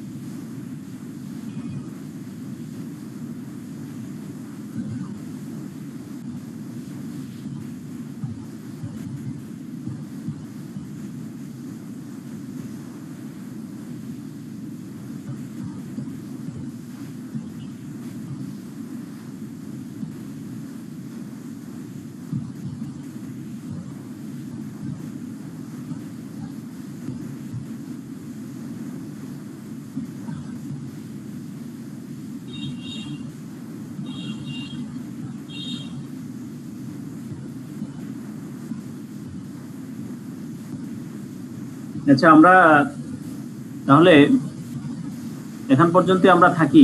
আমি পারতেছি না ওইটা শেয়ার দিতে, কিন্তু বের হয়ে গেলে তো আবার আপনার রেকর্ড বন্ধ হয়ে যাবে। রেকর্ড কন্টিনিউশন থাকবে।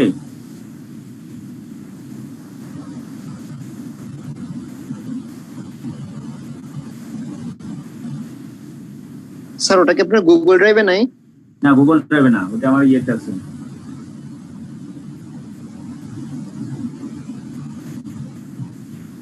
ডেস্কটপে আছে।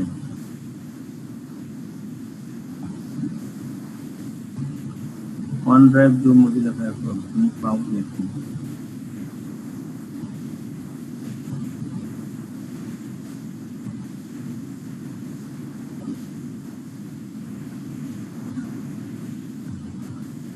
আচ্ছা, আমরা তাহলে এখন পর্যন্ত থাকি।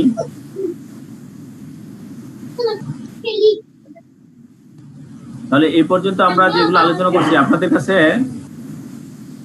আপনি তো গুগল ড্রাইভে আপনাদের তো আছে না, ইয়েতে দিচ্ছেন না? স্যার আমার কাছে আছে। আপনার কাছে আছে? মিনিমাইজ আপনি এখান থেকে শেয়ার করতে পারবেন? আপনারা তো শেয়ার করতে পারবেন না, পোস্ট করতে পারবেন। স্যার শেয়ারে গিয়ে কি ডকুমেন্টে গেলে পাওয়া যায় না? শেয়ারে গিয়ে ডকুমেন্ট, শেয়ারে যাওয়ার পরে এখানে দেখাচ্ছে একটা হচ্ছে স্ক্রিন, যেটা এখন যে আপনার যে স্ক্রিন আছে সেই স্ক্রিন আসবে। তারপর white board, iPhone, iPad, one drive, zoom, যেটা আর কি one drive, Mozilla, zoom, Firefox, এগুলো আসতেছে, জুম ক্লাউড, এইগুলাতে আসতেছে, মানে আসলে ওই প্র্যাকটিসটা কোন জায়গায় আছে ওটা জানা নাই বলে হচ্ছে।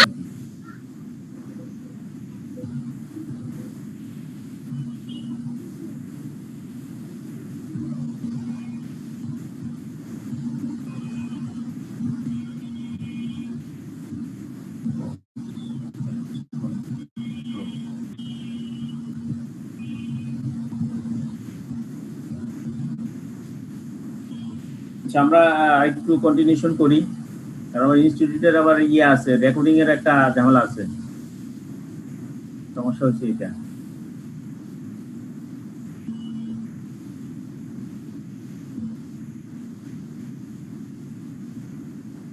রেকর্ডিং যদি স্টপ করে দিই তাহলে কি হবে?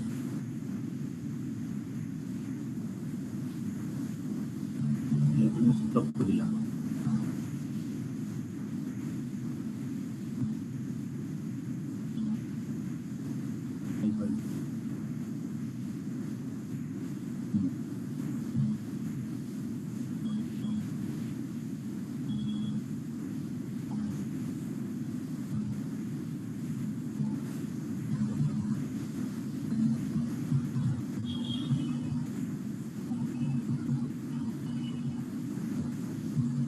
হচ্ছে বুঝছেন, আমি করতেছি, বি পেশেন্ট। ঠিক আছে স্যার।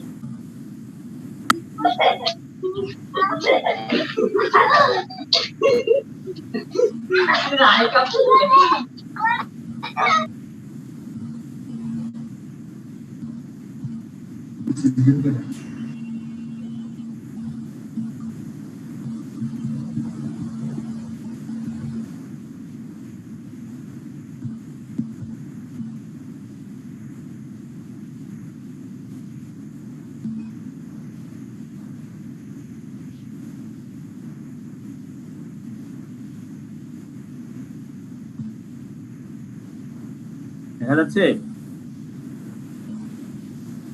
হ্যাঁ জি স্যার, দেখা যাচ্ছে। আচ্ছা, thank you.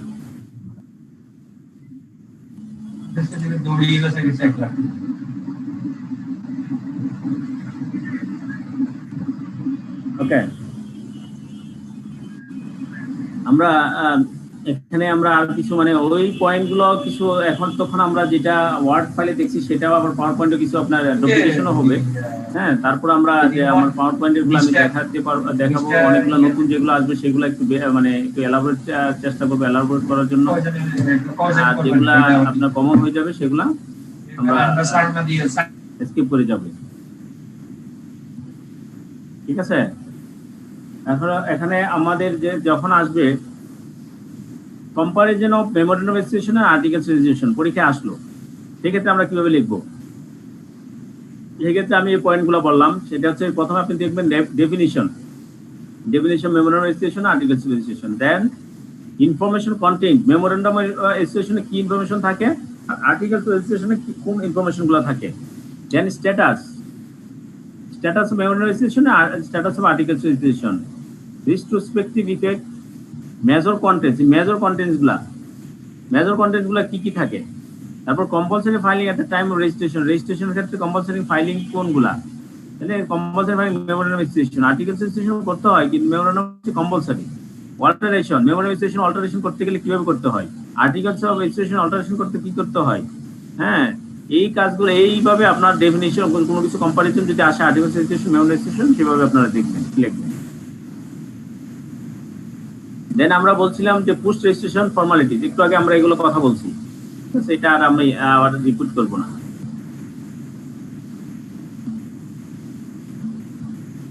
Annual general meeting, এটা আমরা কথা বলছি, এটা আমরা রিপিট করব না।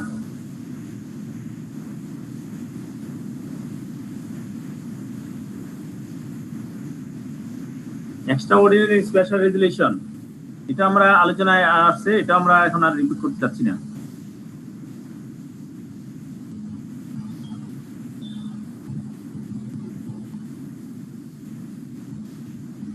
ঠিক আছে, এক্সট্রাঅর্ডিনারি স্পেশাল রেজুলেশন, এটা আমরা আলোচনা করছি, এটা আমরা রিপিট করব না। Minutes of proceeding general meeting, সেটা অলরেডি আলোচনা হয়েছে। Appointment of directors, qualification of directors, disqualification of directors, removal of directors, restrictions on power of directors, restrictions on managing director, prospectus, এগুলা এইসব আলোচনা হয়েছে। Conversion of company, company conversion, private company into public company, সেটা already আলোচনা হয়েছে। Amendment of articles for conversion, articles amendment করতে হয় কখন, যখন প্রাইভেট লিমিটেড কোম্পানিকে যদি আপনি প্রাইভেট পাবলিক কোম্পানিকে যখন প্রাইভেট কোম্পানি তো করবেন। উইন্ডিং আপ কিভাবে করবেন এটা আলোচনা করছি। By code, voluntary, subject to supervision of the code. কোডের ক্ষেত্রে কি কি এই পন্থাগুলো এখানে বলা আছে। এখন এইটা হচ্ছে নতুন শেয়ার ক্যাপিটাল। ঠিক আছে, আমাদের শেয়ার ক্যাপিটাল কি আমরা একটু আগে বলছি আপনার শেয়ার ক্যাপিটাল হবে। শেয়ার ক্যাপিটালকে বলা হয় companies issues shares of stock or equity for various reasons including to fund expansion or pay down debt. ঠিক আছে, শেয়ার ক্যাপিটাল আর ইকুইটি কেন দরকার? দুইটা কারণে হতে পারে। একটা কারণ হতে পারে সে এক্সপানশন করবে অথবা সে ডেট যেটা সেটা ডাউন পেমেন্ট করবে। Share capital consist of all funds raised by company in exchange for shares of either common or preferred share. Share capital কয় প্রকার? শেয়ার ক্যাপিটাল এখানে বলা আছে common or preferred share. Share capital দুই প্রকার, common share, preferred share. The amount of share capital or equity financing a company has and can change over time. A company that wishes to raise more equity can obtain authorization to issue and sell additional shares, thereby increasing its share capital. Share capital is only generated by the initial sale of shares by the company to investors and does not include shares being held in a secondary market after they have been issued. বলা আছে এখানে share capital. তাহলে capital কি রকম? আপনার share capital বা capital বলি, stock বলি, ইকুইটি বলি, এটা দুই প্রকার। একটা হচ্ছে কমন শেয়ার আর একটা হলো প্রেফার্ড শেয়ার। কমন শেয়ার কি, প্রেফার্ড শেয়ার কি আপনারা জানবেন, পরবর্তীতে আমরা আলোচনা করবো। এখানে বলা আছে এই যে প্রেফার্ড শেয়ার, কমন শেয়ার, আপনি যখন কোম্পানি ক্যাপিটাল রেজ করবে সেই ক্যাপিটালটা দুইটা কারণে রেজ করতে পারে। একটা হচ্ছে ফান্ড এক্সপানশন করতে পারে, আপনার প্রজেক্ট এক্সপানশন হতে পারে, বিজনেস এক্সপানশন হতে পারে, অথবা সে অলরেডি বিভিন্ন লোন নিয়ে রাখছে, ডেট নিছে, সেই ডেটটাকে পেমেন্ট করতে পারে। দুইটা কারণে স্টক আর ইকুইটি নিতে পারে। ঠিক আছে, ইকুইটি ফাইন্যান্সিং এর পন্থা দুইটা কারণে ইকুইটি ফাইন্যান্সিং হয়। এবং এখানে একটা কথা বলা আছে, সেটা হচ্ছে আপনি যখন প্রথমবার যখন সেল করে শেয়ার, তখনই এদিকে বলা হচ্ছে শেয়ার ক্যাপিটাল। যখন সে সেকেন্ডারি মার্কেটে যখন এই শেয়ার ক্যাপিটালটা আবার সেল হয়, ট্রেডিং হয়, তখন সেটার জন্য আর কোনো ক্যাপিটাল রেজ করে না, ক্যাপিটাল কোনো ইনক্রিজ করে না, জেনারেট হয় না। এখন দেখেন আমাদের যে আমরা শেয়ার ক্যাপিটাল বলি, অথরাইজ শেয়ার ক্যাপিটাল। আমরা অথরাইজ শেয়ার ক্যাপিটাল কি এটা এখানে বলা আছে, is the maximum amount of share capital that a company is authorized to raise. Maximum amount কতটুকু পর্যন্ত রেজ করতে পারবে? Limited the outline in the constitutional document. হ্যাঁ, before the publicly traded company can sell stock, it must specify the certain limit to the amount of share capital that it is authorized to raise. Then বলা হচ্ছে issued capital. তাহলে আপনার capital style গুলো কি কি থাকে, এগুলো আপনারা যারা বিজনেস ব্যাকগ্রাউন্ড ইন্টারমিডিয়েট করে আসছেন তারা সবাই জানেন। অথরাইজ শেয়ার ক্যাপিটাল কি, তারপর হচ্ছে ইস্যুড শেয়ার ক্যাপিটাল। আপনার ম্যাক্সিমাম পয়েন্টে হচ্ছে অথরাইজ, তারপরে ইস্যু, আপনি কতটুকু পর্যন্ত ইস্যু করছেন। Is the total value of share a company elect to sell. Company sell করার জন্য কত পরিমাণ ভ্যালু শেয়ারকে সেল করবে, সেটা হচ্ছে issued capital. The par value of the issued capital cannot exceed the value of the authorized capital. এই যে par value of the issued capital, তাহলে issued capital কি? issued capital একটা হতে পারে par value হতে পারে, issued capital discount হতে পারে, issued capital premium হতে পারে। তাহলে issued capital তিন ভাবে হয়, একটা হতে পারে par value, একটা discount at premium। ঠিক আছে, তিন ভাবে হতে পারে। কিন্তু আপনি par valueটা যেটা শেয়ার ক্যাপিটাল, সেটা কখনই আপনি অথরাইজ ক্যাপিটালের বেশি হবে না, ইস্যুড ক্যাপিটাল অথরাইজ ক্যাপিটালের বেশি হওয়া যাবে না। দেন আসবে paid up capital. Paid up capital কি? আপনি যে পরিমাণ ইস্যু করছেন সেই ইস্যু থেকে যে পরিমাণ টাকাটা অলরেডি পেড করা হয় সেটাকে বলা হচ্ছে পেইড আপ ক্যাপিটাল। ইস্যু করছেন, সাপোজ হচ্ছে আপনার অথরাইজ ক্যাপিটাল হচ্ছে 10 লাখ, আপনি ইস্যু করছেন 5 লাখ। এই ইস্যু থেকে আপনি পার্টলি পেড থাকতে পারে, এই পার্টলি পেডের থেকে 5 লাখ থেকে আপনি 3 লাখ আপনি পে করা হয়েছে, সেটাকে বলা হচ্ছে পেইড আপ ক্যাপিটাল। তাহলে 10 লাখ হচ্ছে অথরাইজ ক্যাপিটাল, 5 লাখ হচ্ছে ইস্যুড ক্যাপিটাল, 3 লাখ হচ্ছে পেইড আপ ক্যাপিটাল। ঠিক আছে, আবার এই paid up capital, issued capital authorize ক্যাপিটালের পর্যন্ত হতে পারে, ম্যাক্সিমাম 10 লাখ পর্যন্ত যাইতে পারবে, সমস্যা নেই, সেটাও হতে পারে। If the amount of money company has been paid from the shareholders in exchange of shares of its stock, paid up capital is created when a company sells its shares on the primary market. Directly to investors, paid up capital is important because its capital that is not borrowed. A company that is fully paid up, sold, এগুলা কথাবার্তা আছে। তারপর বলা হচ্ছে একটু আগে আমরা যে বলছি types of share capital, two general types of share capital. Normally দুই প্রকার শেয়ার ক্যাপিটাল থাকে, একটা হচ্ছে কমন শেয়ার ক্যাপিটাল, আর একটা হচ্ছে common or ordinary share capital, আরেকটা হচ্ছে preferred share capital. Preferred share capital আর প্রেফারেন্স শেয়ারস, তাহলে শেয়ার দুই প্রকার, একটা কমন শেয়ারদের ক্ষেত্রে এবং প্রেফারেন্স শেয়ারদের মধ্যে পার্থক্যটা কি? মেন পার্থক্য হচ্ছে কমন শেয়ার হোল্ডারদেরকে ভোটিং রাইট আছে, সে ভোট দিতে পারবে, আর প্রেফার্ড শেয়ার হোল্ডাররা ভোট দিতে পারবে না। কমন শেয়ার হোল্ডাররা প্রেফার্ড শেয়ার হোল্ডারদেরকে যে ডিভিডেন্ড, সে ডিভিডেন্ড দেওয়ার পরে তারপরে যদি থাকে তাহলে কমন শেয়ার হোল্ডাররা পাবে। প্রেফারেন্স শেয়ার হোল্ডাররা তারা যে ডিভিডেন্ডের ক্ষেত্রে আগে প্রেফার পাবে, এবং প্রেফারেন্স শেয়ার হোল্ডার ক্ষেত্রে অনেক ক্ষেত্রে তাদেরকে রেটটা ফিক্স করে দেওয়া থাকে, 10%, 15% প্রেফারেন্স শেয়ার, অর্থাৎ তারা 15%, 10% আপনার যে ইনকাম হবে সেটা থেকে ইন্টারেস্ট বাদ দেওয়ার পরে বাকি অ্যামাউন্টের উপর তাই সে ডিভিডেন্ডটা পাবে, 10% ডিভিডেন্ড পাবে আর 15% ডিভিডেন্ড পাবে। এই ডিভিডেন্ড দেওয়ার পরে যদি কিছু থাকে তাহলে কমন শেয়ার হোল্ডাররা পাবে। এই হলো মেইনলি দুইটা ডিফারেন্স, কমন স্টক এবং প্রেফার স্টক। তারপর আপনার বাকিটা এগুলো থেকে দেখে নেবেন। এখন প্রেফারেন্স শেয়ার আবার অনেক প্রকারের আছে, যেমন এখানে মেইন প্রকারগুলো হচ্ছে 5টা। কলেবল প্রেফারেন্স শেয়ার, যে প্রেফারেন্স শেয়ার গুলা আপনি একবার ইস্যু করছেন, সেই ইস্যুগুলা ইচ্ছা করলে আপনি কল করে নিতে পারবেন, কোম্পানি নিয়ে নিতে পারবে, সেটাকে বলা হচ্ছে callable preference share. Convertible preference share, যে শেয়ার গুলাকে আপনি কনভার্ট করতে পারবেন। কনভার্ট মিনস হচ্ছে প্রেফারেন্স শেয়ারকে অনেক ক্ষেত্রে কমন শেয়ারে নিয়ে নেওয়া যাবে, এরকম যদি কোনো কন্ডিশন দেওয়া থাকে তখন তাকে বলা হচ্ছে convertible preference share. Cumulative preference share, এটা হচ্ছে আপনার কোনো বছর যদি সে ইন্টারেস্ট দেওয়ার পরে সে যদি প্রফিট না দিতে পারে, প্রেফারেন্স শেয়ারদেরকে ডিভিডেন্ড না দিতে পারে, তাহলে পরবর্তী বছর যদি প্রফিট হবে সেখান থেকে ডিভিডেন্ড দিতে হবে। এটা হচ্ছে কিউমুলেটিভ, অর্থাৎ ডিভিডেন্ডগুলো জমতে থাকবে। Cumulative preference share. Non cumulative, যেটা তার জমবে না, যে বছর দিতে পারে না শেষ, এই বছরটা আর পরবর্তী বছর পাবে না। পার্টিসিপেটিং প্রেফারেন্স শেয়ার, প্রেফারেন্স শেয়াররা সাধারণত এজিএম অথবা কোথাও পার্টিসিপেশন করতে পারে না। যদি তাকে ওই রকম কোনো ক্লজ দিয়ে দেওয়া হয় যে তাকে তারা পার্টিসিপেট করতে পারবে, তখন তাকে বলা হচ্ছে পার্টিসিপেটিং প্রেফারেন্স স্টক। অর্থাৎ প্রেফারেন্স স্টকের প্রকারভেদটা এখানে 5টা বলা আছে। দেন আমরা আরেকটা টার্মস আছে এখানে, methods of raising share capital. Share capital আপনি কিভাবে রেজ করতে পারেন, শেয়ার ক্যাপিটাল বাড়ানোর পন্থাগুলো হচ্ছে নিচের এই পন্থায় শেয়ার ক্যাপিটাল বাড়ানো যায়। একটা হচ্ছে বলছি আমরা প্রসপেক্টাস ইস্যু করবে, এর মাধ্যমে আপনার অনেকে টাকা পয়সা দিবে, মানে কেনার জন্য ইনভেস্টররা আসবে, এইভাবে প্রসপেক্টাসের মাধ্যমে শেয়ার ক্যাপিটাল হতে পারে। আবার আরেকটা বলা আছে পাবলিক অফার, প্লেসিং মানে হচ্ছে প্রাইভেট প্লেসমেন্ট আর কি, প্লেসিং এর মাধ্যমে হতে পারে, পাবলিক অফারের মাধ্যমে হতে পারে, অফার ফর সেল, কোনো কিছু বিক্রি করবে এরকম একটা অফার দিতে পারে। রাইট ইস্যু, কোম্পানি যে এক্সিস্টিং শেয়ার হোল্ডার আছে তাদেরকে রাইট শেয়ার ইস্যু করতে পারে। বোনাস ইস্যু, আপনার যে ডিভিডেন্ড দিবে সেই ডিভিডেন্ড না দিয়ে তাদেরকে শেয়ার দিয়ে দিতে পারে, ঠিক আছে, যেটাকে আমরা বলি বোনাস শেয়ার, এই বোনাস ইস্যু করতে পারে। এই পন্থা মাধ্যমে শেয়ার ক্যাপিটাল রেজ করতে পারে। তাহলে শেয়ার ক্যাপিটাল রেজ করার পন্থাটা এখানে কয়টা? 6টা পন্থা। Prospectus, public offer, placing, N offer for sale, A right issue, A bonus issue. If a company loan capital কাকে বলা হয় দেখেন, if a company needs to raise more cash, যদি কোম্পানি রেজ ক্যাশ মানে বেশি দরকার, দেন ইট হ্যাজ 3 মেইন পসিবিলিটি। তখন সেক্ষেত্রে সে কি করে, প্রফিটটা রিটেন করে দেয়, রিটেন আর্নিংস এর থাকে সেগুলো, written profit. Issue further share, নতুন করে আবার সে ইস্যু করতে, আরো শেয়ার ইস্যু করতে পারে, বড় দা মানি, অথবা সে এই লোন কোথাও থেকে, ব্যাংক থেকে হোক অথবা ফাইন্যান্সিয়াল ইনস্টিটিউশন থেকে হোক অথবা সে ইয়ে থেকেও সে এগুলো বড় করতে পারে। তাহলে কোম্পানি 3 ভাবে আপনার ক্যাপিটাল অথবা লোন নিতে পারে, লোন আর ক্যাপিটাল হবে এখানে, লোন আর ক্যাপিটাল নিতে পারে।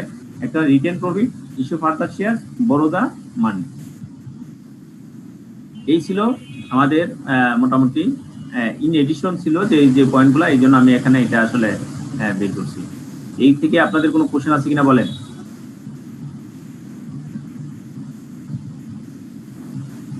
কোশ্চেন আছে বলেন, সময় সংক্ষিপ্ত। আর ওই এই যে আপনি একটা বললেন প্রেফার্ড শেয়ারের ভিতরে লাস্ট পয়েন্ট ছিল একটা পার্টিসিপেটিং, যেটা ছিল ওইটা ইন্টারমিডিয়েটের বইতে আমরা যখন পড়ছি তখন ওটা লেখা ছিল যে এটা হচ্ছে কমন অর্ডিনারি শেয়ার হোল্ডারদের ডিভিডেন্ড দেওয়ার পরে তখন আবার এই পেপার স্টক হোল্ডাররা সেখানে সেই ডিভিডেন্ডে আবার হচ্ছে ক্লেম করে, এটা লেখা ছিল আর কি যে পার্টিসিপেটিং শেয়ার হোল্ডার। ঠিক আছে, আপনার কনসেপ্ট ঠিক আছে, ওইটাই সঠিক। আমারটা মনে হয় ভুল হয়েছে। পার্টিসিপেশন মানে ওইটাই, আপনার প্রফিট পার্টিসিপেশনে সে অংশগ্রহণ করতে পারবে, রাইট? এখন বলেন প্রেফারেন্স শেয়ার তাহলে কত প্রকার এখানে পাইলাম? স্যার কলেবল, কনভার্টিবল, তারপর হচ্ছে কিউমুলেটিভ, নন কিউমুলেটিভ। জি স্যার, নন কিউমুলেটিভ আর পার্টিসিপেটিং।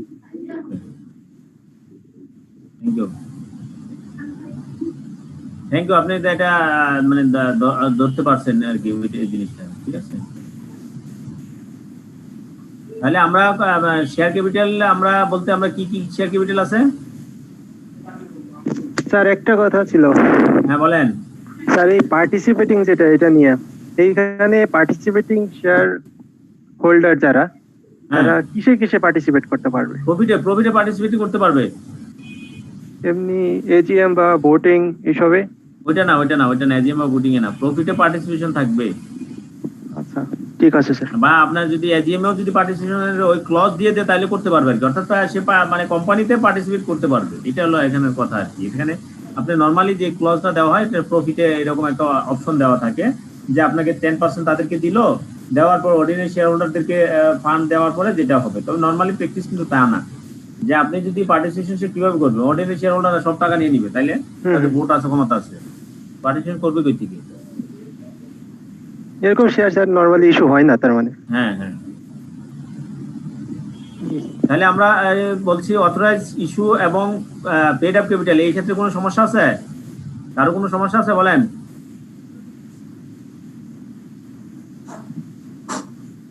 না স্যার, নাই স্যার, নাই। অনেকেই নতুন থাকতে পারেন, দেখেন আপনার প্রাইমারি মার্কেট সেকেন্ডারি মার্কেট সম্পর্কে কোনো কথা মানে জানেন সবাই, না কোনো জানার আছে? না স্যার জানি না, এটা একটু বলেন sir. Primary market secondary market কি? প্রাইমারি মার্কেট হচ্ছে যখন শেয়ার ইস্যু করে, যখন শেয়ার আর ডিবেঞ্চার যেটা ইস্যু করে প্রথমবার, তখন তাকে বলা হচ্ছে প্রাইমারি মার্কেট। আর যে এই প্রাইমারি ইস্যুগুলো শেয়ার ইস্যু করার পরে সেগুলো যে স্টক এক্সচেঞ্জে যে আপনি এই দেখবেন আজকে শেয়ার কিনতে আছে ব্যস্ত আছে, এইগুলো হচ্ছে সেকেন্ডারি মার্কেট, ঠিক আছে? জি sir. Next, authorize capital, issued capital, share paid up capital সম্পর্কে আরো কোনো কোশ্চেন আছে কিনা?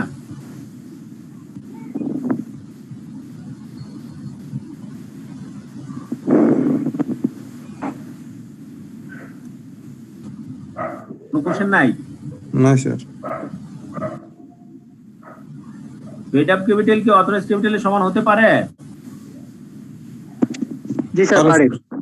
হ্যাঁ সমান হতে পারে, কিন্তু বেশি হতে পারবে না। আপ টু হতে পারবে, তাই না? হ্যাঁ স্যার, ঠিক আছে, থ্যাংক ইউ।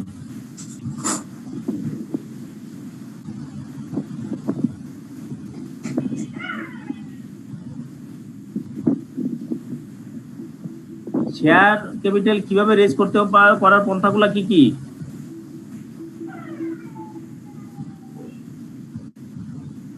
শেয়ার ক্যাপিটাল কিভাবে রেজ করা যায়?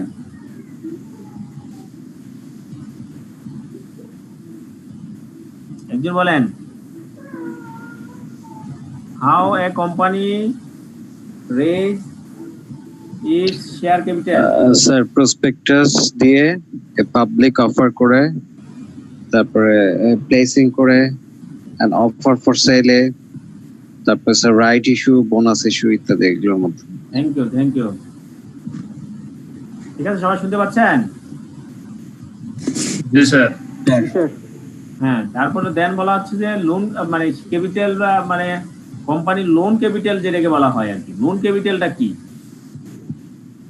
লোন আর ক্যাপিটাল কি করতে পারে কোম্পানি? প্রফিট যেটা থাকে সেটা ডিভিডেন্ড না দিয়ে রিটেন করে রাখতে পারে, অথবা নতুন করে ফার্দার ইস্যু করতে পারে, শেয়ার ইস্যু করতে পারে, হ্যাঁ, অথবা মানি বরো করতে পারে। কোম্পানির কাছে তিনটেই পন্থা। কোনো অর্গানাইজেশনের কাছে যদি সেটা পাবলিক লিমিটেড কোম্পানি হয়ে থাকে তাহলে তার কাছে তিনটা পন্থা থাকে তার ক্যাপিটাল স্ট্রং করার জন্য বা তার ব্যবসা বাণিজ্য চালানোর জন্য, লিকুইডিটি মিট আপ করার জন্য। একটা হচ্ছে written profit, further share issue, অথবা বড় দা মানি বড় করা। এখন আমরা একটু প্রিভিয়াস ইয়ার কোশ্চেনগুলো আপনারা দেখেন, ইয়ে করে আমরা দেখতে পারি। কালকে আমাদের লাস্ট ক্লাস, ওখানে আমি মোটামুটি একটু চেষ্টা করতেছি যে আপনাকে অ্যানুয়াল রিপোর্টটা দেখাবো বা একটু রিভিউ টিভিউ জাতীয় কিছু যদি করতে পারি, এই জন্য আমি একটু দ্রুত করার চেষ্টা করতেছি। Explain the maintenance of capital principal and reduction of share capital. ঠিক আছে, ওই যে তারপর প্রিন্সিপাল যেটা আছে সেই রিডাকশন অফ শেয়ার ক্যাপিটাল ক্ষেত্রে সেই প্রভিশনগুলো তো এখানে বলে দিবেন। Explain the rules dealing with the possible imposition of personal liability upon the directors of insolvent company. Possible imposition of personal liability upon the directors for insolvent company.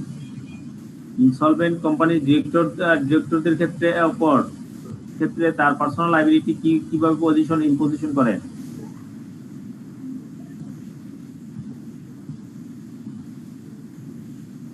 জানা আছে না নাকি? দেখতে পারবো? Right short notes on special resolution prospectus. Prospectus কি, special resolution কি, এর উপর শর্ট নোটস লিখবেন। Discuss usual proceedings of conducting an annual general meeting as per company act 1994।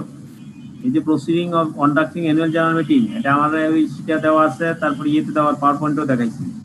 What are the legal consequence of failure to hold AGM? AGM hold করতে যদি না মানে করতে ফেলুর হয় তাহলে তার লিগ্যাল কনসিকুয়েন্স গুলা কি কি, এখানে পেনাল্টি সহ দিবেন legal consequence. And we are the shareholders of XYZ Limited. The company wants to raise more capital to increase the size of the company and expand its business. Give answer of the following question. What options does XYZ Limited company have to raise more funds for the business? যদি এটা private limited হয় তাহলে তার ক্ষেত্রে expansion করার কি পন্থা আছে। Explain the above if XYZ is a public limited company. যদি এটা পাবলিক লিমিটেড কোম্পানি হয় তাহলে তার কাছে কি পন্থাগুলো আছে। Explain different form of companies and their legal status. Different form of কোম্পানিগুলো কি কি এবং তাদের লিগ্যাল স্ট্যাটাসগুলো কি কি।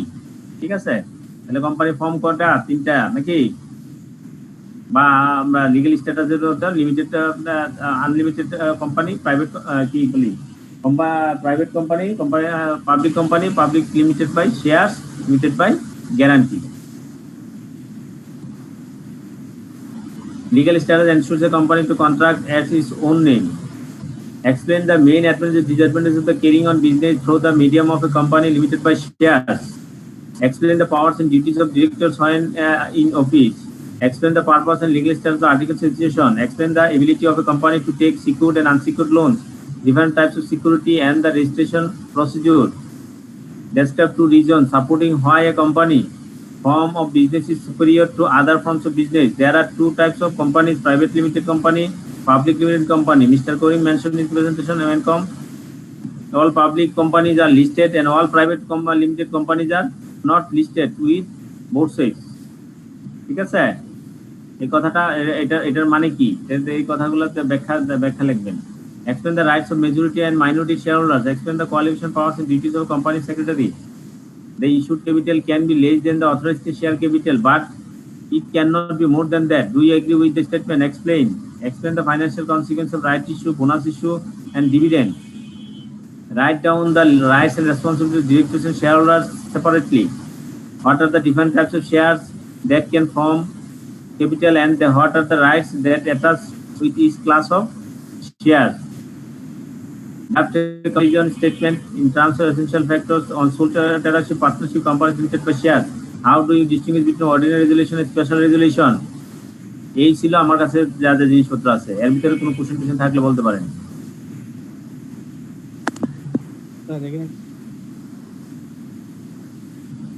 ঠিক আছে, আমি আপনাদেরকে কোম্পানি অ্যাক্টের যেটা আমি মানে পড়ানোর চেষ্টা মানে ইচ্ছা প্রকাশ করছিলাম, কালকে পারি কিনা জানি না, আমি আজকে আপনাদেরকে মেল করে দিব, আপনারা বাসায় দেখে নেবেন। ঠিক আছে, মার্কার করে হাইলাইট একটু করছি, কিন্তু ওটা আপনাদেরকে দেখাতে পারিনি। কালকে কোন টপিকের উপর ক্লাস? কালকে আমি ওইটা দেখে নিবেন, ওইটার উপর কিছু আলোচনা করতে পারি। আমি অ্যানুয়াল রিপোর্টটা একটা অ্যানুয়াল রিপোর্ট দেখাবো, ঠিক আছে, এবং আমি মানে একটু পারলে একটু রিভিউ করবো আর কি। কি কি পড়বেন সেগুলো বলবো। হ্যাঁ, কালকে কি একদম লাস্ট ক্লাস? কালকে লাস্ট ক্লাস স্যার। ওই যে ডিফারেন্ট ফর্ম অফ কোম্পানিজ, হ্যাঁ, এন্ড দেয়ার লিগ্যাল স্ট্যাটাস, এরকম প্রশ্ন আসলে কি আমরা শুধু ওই প্রাইভেট আর পাবলিক লিমিটেড লিগ্যাল স্ট্যাটাস বলতে আমরা প্রাইভেট পাবলিক এগুলো লিখবো। কিন্তু অন্য জায়গায় দেখলাম আপনাদের ওই আরেকটা ইয়াতে দেখলাম সোল প্রোপ্রাইটারশিপ, জেনারেল পার্টনারশিপ, কর্পোরেশন, এগুলা কি দিব না কি স্যার? না, ওইগুলো তো কোম্পানি না, কোম্পানি আসছে না কি, এটা form of companies. Form of company, তো কোম্পানি তো আর ওইগুলো তো কোম্পানি না। তাহলে শুধু প্রাইভেট পাবলিক এই দুটো দিলে চলবে? ওইগুলো হচ্ছে আপনার বিজনেস, ওগুলো হচ্ছে কি business, full proprietorship business, partnership business, partnership company না। কিন্তু কোম্পানি মানে কোম্পানি অ্যাক্ট অনুযায়ী যেটা কোম্পানি সেটাই কোম্পানি। Clear sir? এখানে শুধু এই দুটো দিব নাকি এই দুটো দিলে চলবে নাকি আবার এই যে পাবলিক তিনটা কোম্পানির লিগ্যাল স্ট্যাটাস গুলো দিবেন, তিনটা কোম্পানি যে লিগ্যাল স্ট্যাটাস।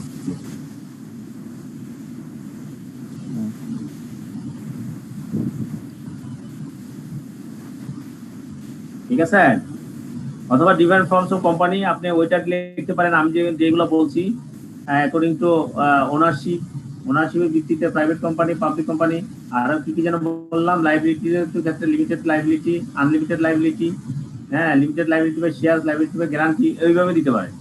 অর্থাৎ কোম্পানির বা ডিফারেন্ট পার্টগুলো লেখেন। কর্পোরেশন আসবে না স্যার নাকি? হ্যাঁ, বলেন। কর্পোরেশন কি আসবে? কোনটা? যে কোম্পানিজ ফর্ম আসবে কিনা সেটা তো যিনি কোশ্চেন কে করে। না, আমি বলছি অ্যানসারটা স্যার। অ্যানসারে যখন আমরা ওই ডিফারেন্ট ফর্মস আসবে অফ কোম্পানিজ, হ্যাঁ, তখন কি কর্পোরেশন কি দিব আমরা? কর্পোরেশন মানে কোম্পানি, এখন কর্পোরেশন নাই। কর্পোরেশন কিসের আবার? কোম্পানি, কর্পোরেশন আসবে না, এগুলো কোম্পানি। আপনি কোম্পানি লিখবেন। আমার শীটে অনেক ক্ষেত্রে কর্পোরেশন, কর্পোরেশন না, কোম্পানি। আচ্ছা আচ্ছা, ঠিক আছে। জি স্যার। হ্যাঁ, নেক্সট বলেন, আর কারো কোনো কোশ্চেন আছে কিনা?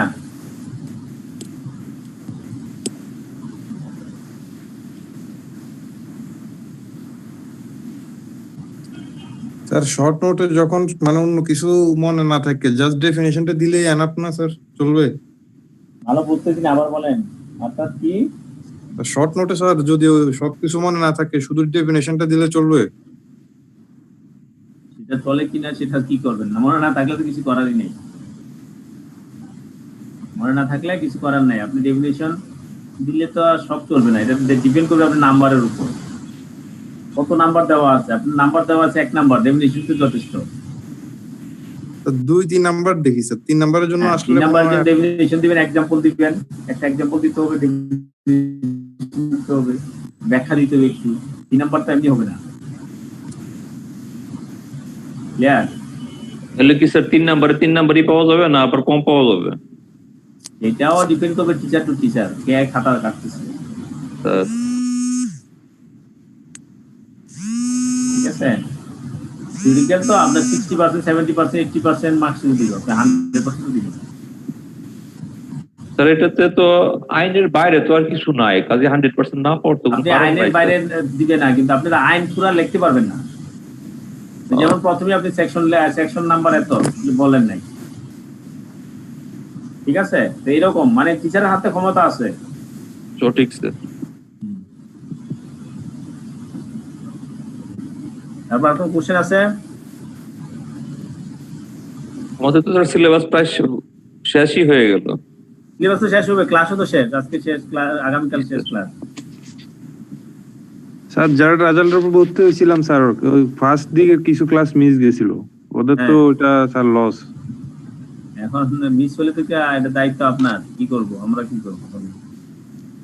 ওইটা স্যার নিজেকে কভার করতে হবে স্যার। হ্যাঁ, ওই যে শীট আছে আপনাদের ওই গ্রুপে ঢুকে ওখান থেকে নিয়ে নেবেন। ক্লাস ছাড়াও পাস করা যায়, সমস্যা নাই, আপনি হতাশ হওয়ার কিছু নাই। জি স্যার, স্যার সেরকম অভিজ্ঞতা আছে স্যার। হ্যাঁ, সেটাই। Okay, best luck for everybody. Thank you sir, কালকে দেখা হবে ইনশাআল্লাহ। ওকে স্যার, আসসালামু আলাইকুম। আসসালামু আলাইকুম স্যার। করেন স্যার পুরোটা। জি স্যার, আসসালামু আলাইকুম। Thank you.